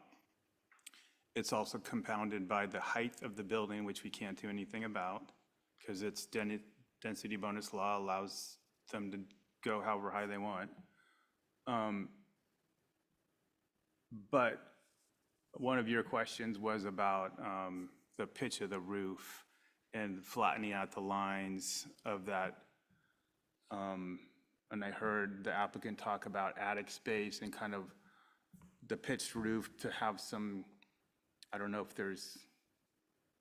it's just like a playroom for kids or if it's storage or what, but there's attic space up there, I get that. But if there's any way to possibly somehow lessen the impacts of those units, maybe it's just those 2 units and not all 15, but is there a way to lower that ridge line or flatten it out a little and create more horizontal look for those 2 units, because those neighbors are really impacted, I feel. So that's privacy and impact to the neighbors. One of the policies, general plan policies was noise, and that's N-1.04 relative to indoor noise levels. And a number of projects we've had in the past that are close to Highway 24 and BART are required certain kind of window panes and insulation and such that that protect the occupants of new construction. So I'm assuming, well, I don't want to assume. I'm asking if there's some sort of noise study done with the window glazing, or that we can say that the noise is being addressed because of proximity to BART. And I mean, we all can hear BART across the whole town, but right up against the freeway, you hear BART and the freeway pretty robustly. On the path, I don't think it would be or it wouldn't be attractive to me to have a sidewalk right on the edge of the, and this is getting to one of Arlie's questions on the slide. Do we support a sidewalk or not? I support a pedestrian connectivity. I don't support a sidewalk that's going to take out trees and cause a developer, the applicant, to have to build a bunch of retaining walls and fill in the ditch and do all this expensive stuff that's going to look not appealing.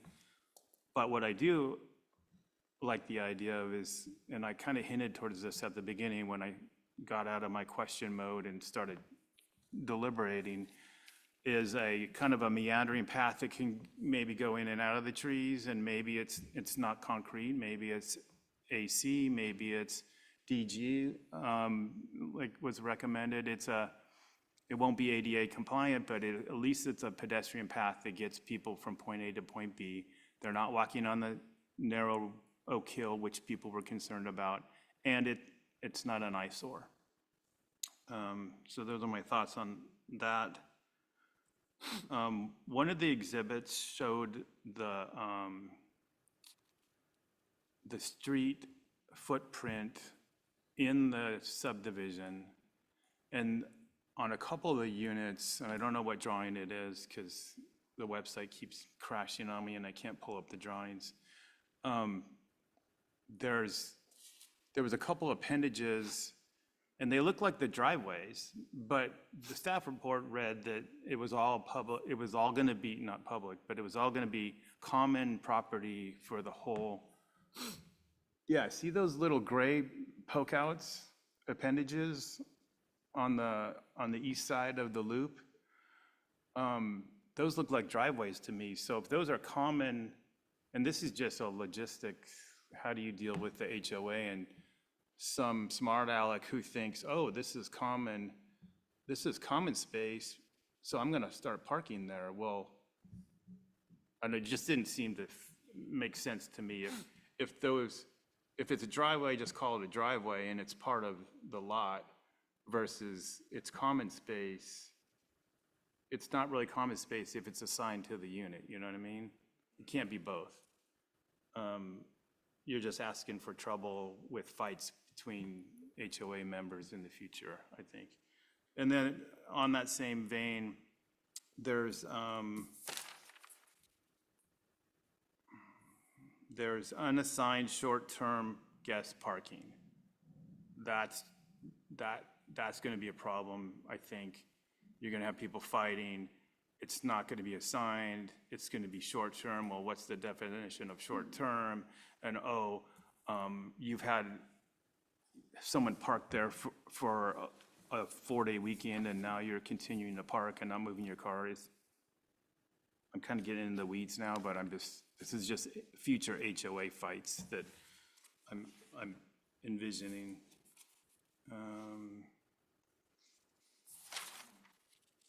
I think I covered everything. My big things are the privacy and the sidewalk, which I spoke to.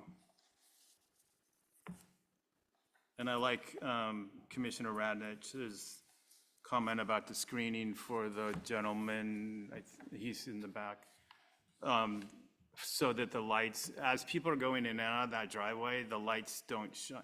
And I don't know the angle of the driveway versus where the bedroom window is, but fence it or screen it or put landscaping or something so that they're not getting blasted by lights at night on cars, especially all the new LED lights on these cars are crazy, crazy bright. Thank you. I'll stop. All right, anyone else? I just generally agree with everything that everyone else said, so it was good to go last because you guys said it better than I could. The only thing I guess I have to add is just, well, to reiterate, I think that northwest corner sort of massing privacy issue, I liked Commissioner Heising's idea about sort of breaking up, or maybe it was Commissioner DeGiorgio, about breaking up the scale a bit with some horizontal elements or like shed roofs. And then I know Arlie had a question about potentially changing the roof type or just sort of create smaller massing.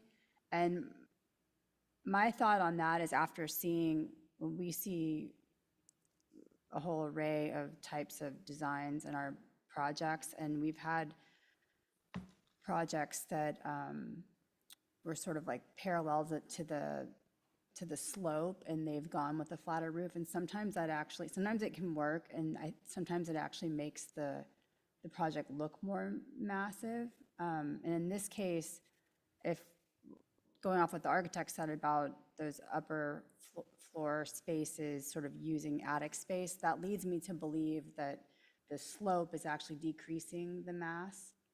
That I was picturing sort of angled ceilings inside, so I think, and also like on other projects that we've seen, sort of the more gables you have, a lot of times it sort of does blend into the hillside and then you're not looking at walls. So I actually think that design-wise, this is a good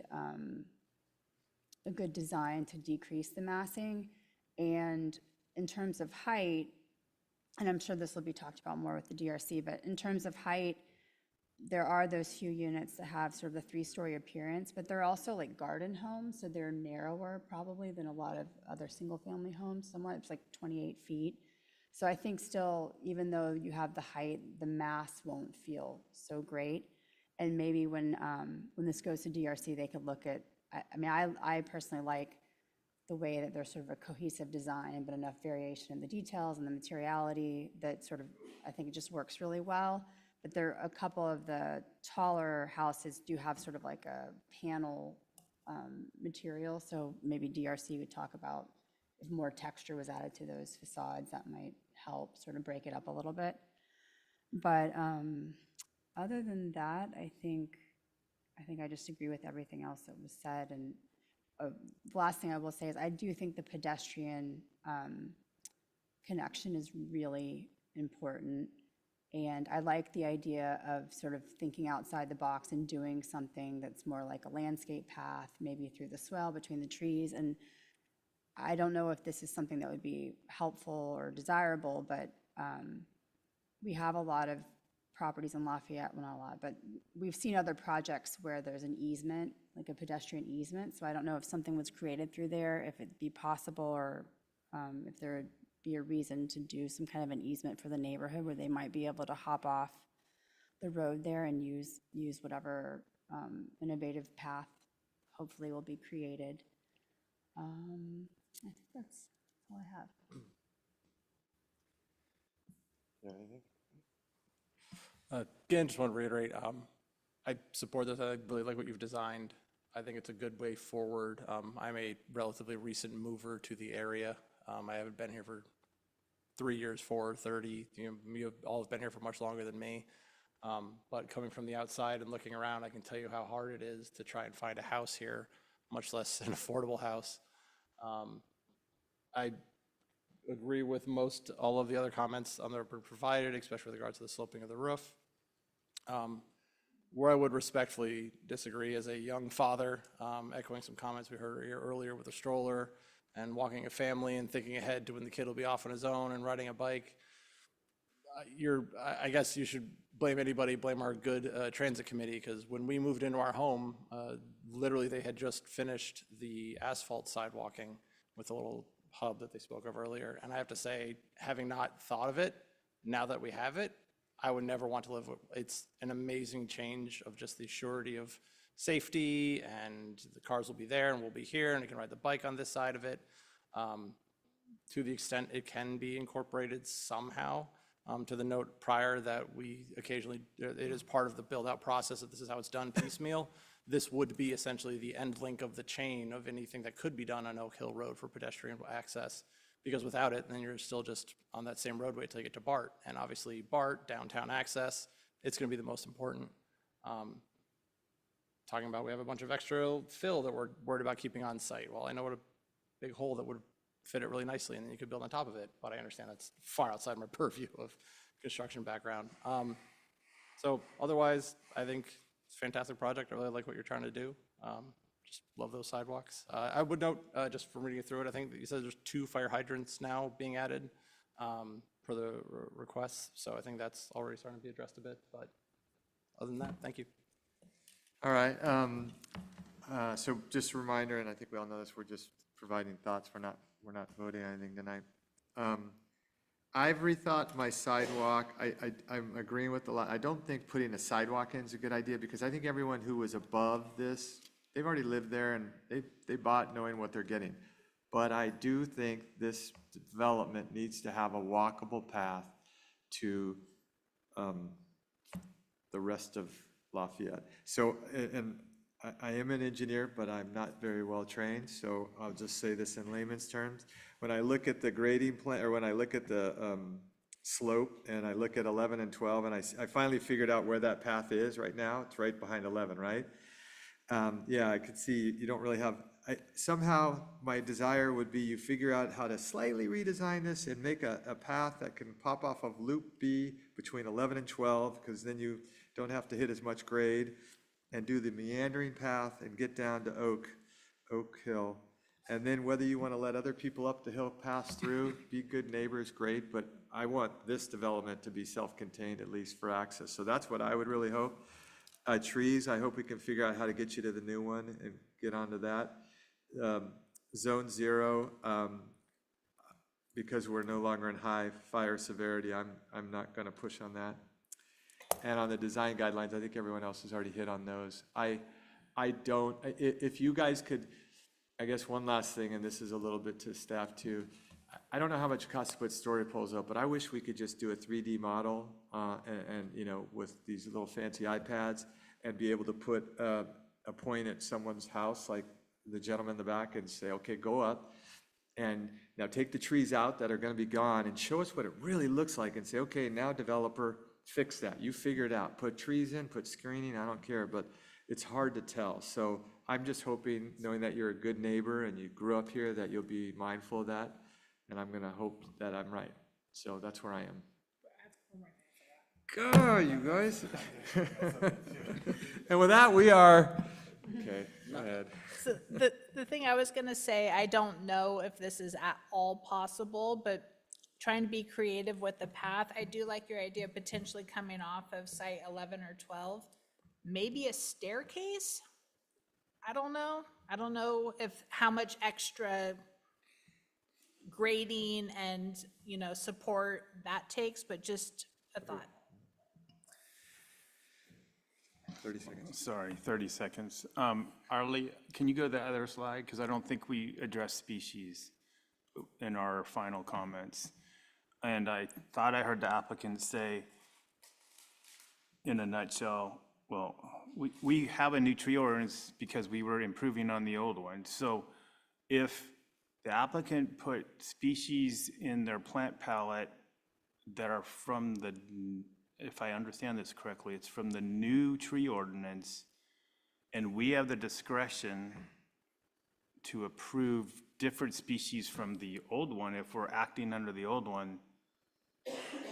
And I'm not following all the mitigation and the money and all that. I'm just thinking, okay, let's just use the right species tree and make it as cheap as possible, but we still get mitigation done. So however you merge the two tree ordinances, or we approve species that's being proposed, I'm all up for that. I think that addresses your questions on that second slide. Yes, it does. Thank you. Okay, all right. All right, thank you. Are we done? One last comment, and this comment. Comment? Yeah. Okay. If you could make the pedestrian access end up on Deer Hill Road rather than Oak Hill Road, that might solve a lot of the potential conflicts with traffic and so forth. And that, of course, would mean that you would have to have an easement going through the parcel D, but that's something you might consider. All right. With that, so we don't need a motion, right? Because we're not, If you want to continue this item We need to- to a date certain or uncertain, then you do need a motion. If it is continued to a date certain, the project would not need to be re-noticed because we would decide when it was next going to be heard. If it is uncertain, then we would need to re-notice the project. and so that just costs more money to renotice? Yeah. We would send out the same 500-foot buffer. Do we have enough time if we pick the next planning commission to give? I would defer that question to the applicant and ask how much time they need Oh, to yeah. upgrade their or revise their plans. I don't feel I need to see it. Okay. But I will offer the following for your consideration. This is the second meeting in March. You have no more meetings in March. So your meetings in April are the 7th and 21st, and the meetings in May are the 5th and 19th. So if we're just looking at April 21 as an example, as a continuance date, things would essentially need to be wrapped up on the applicant side by Friday, the 11th. We would need to publish the staff report on the 16th. Can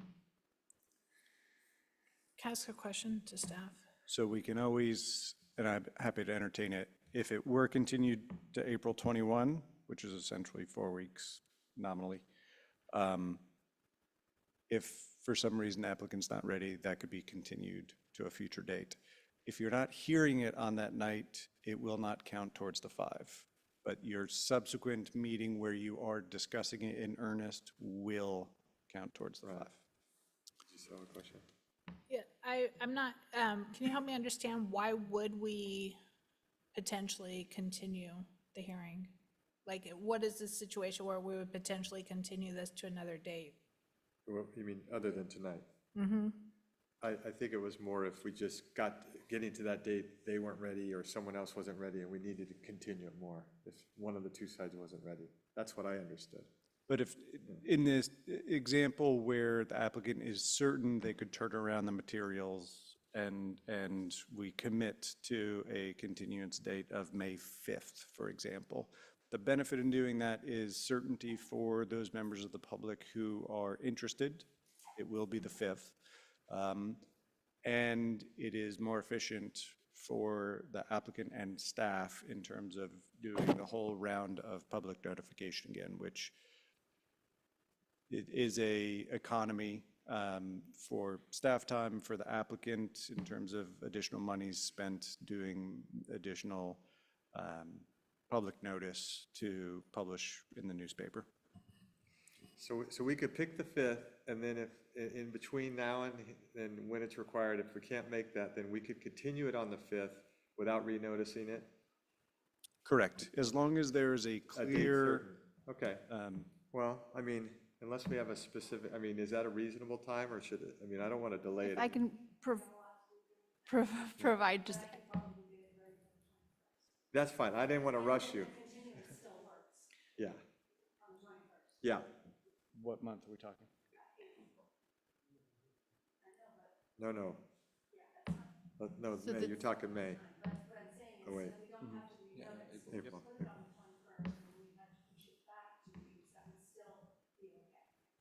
Yeah. Right. Correct. I think that's- Commissioner Radinich, I think you may have been asking a slightly different question. This was noticed as a new public hearing, and the commission can direct staff to bring a recommendation for approval or denial under the existing notice. We do not need to renotice because the recommendation changes. And so continuing this public hearing does not mean that the next meeting is restricted to having no action. We can be directed to bring a recommendation, or we can volunteer a recommendation for action at the next meeting. Do we need to tell you that tonight? If you would like to suggest one, you can. It is not required. But we wouldn't get it then. We can still bring one without a specific direction from the Planning Commission. Remind me, does this have to go to the council? Not in this current approval process. If a density bonus incentive or concession is named that under our code triggers council review, then yes. But that would be the only scenario under which the SB 330 meeting limitation would require council review, as well as the Planning Commission meetings and the Design Review Commission HDP Phase 2. Can an approval of an item that was via public hearing be done on consent? I believe that would still count as a public hearing. It is at a public hearing on the agenda, even if there's no discussion. But if the staff report addresses commission's concerns, we can approve it on consent, and we don't have to go through a whole 3-hour process again? It could limit the amount of time spent on it, but it would still count as one of the 5 meetings. It would still count as one of the 5. Got it. Okay. Yeah, I guess that's what I would like, and that's what I was kind of getting at is if we could figure out what is the benefit of, so the way I'm reading the agenda tonight is the recommendations: provide feedback to the applicant on the project, which we did. No formal action is proposed at this meeting. So either way, are you saying, Arlie, that this would need to come back to us? And that it's a matter of, is it coming back on consent, or is it coming back on a continued public hearing? Is that the difference? It would either come back to you as a continued public hearing, because it would be continued from this evening to a future date certain, or it would come back as a new public hearing if the commission this evening chooses no date whatsoever and continues it to a future date uncertain. So we would need to do that, all of that public notification as if it were a brand-new application, and it would be considered a new public hearing, which we Yeah. can do. But it seems like then a continued public hearing with a set date that we know is beneficial to the applicant and the city. Yeah. But give the applicant enough time, which I heard was the 21st, and then if it's still not enough time, we kick it, Continue it again and it doesn't count. Doesn't count. Correct. If we schedule for April 21st and you tell us before or even after, or the kind of normal window for noticing, no, I'm not ready, we can list it as a continued hearing. Nothing is discussed. It does not count towards the SB 330 meeting limitation, and it gets scheduled for, and we can choose a date at that time, but typically the next public hearing. And then it's not part of the meeting count. So just go to the May 5th, I think, at that point. That would be the meeting. That would be the meeting number 2 for us. I'll make a recommendation. I'm ready. So I'll make a motion that we continue this item to a date certain, which is April 21st. And just before, and are you good with that, applicant? I just want to make sure, does that work for your current time frame?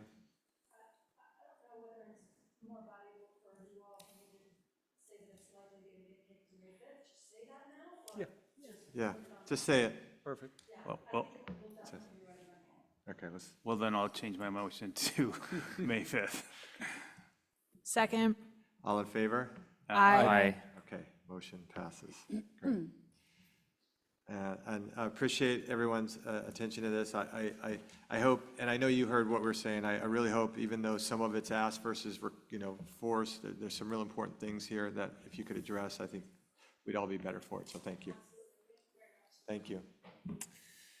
All right. Feel free to stay for the rest of the meeting if you guys want to. It's just warming up. All right. Let's see. Now we are on to other business. Have you guys gotten your archive in yet? I'm available too.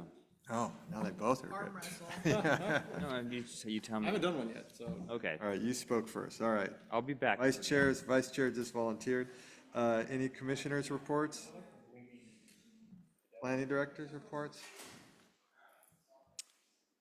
Did you just ask for the planning director's report? I have nothing to report at this time. It was just Thank to see you. if you're listening. All right, can I I just- guess. Oh, I did want to just say that I know it was on the consent calendar, but I want to give a shout out to Anna and the whole planning team for having to put together the documentation to support all the work that you guys have done. yeah, that's good. Yeah, you're right. All right. There we go, adjourned. Very good, adjourned.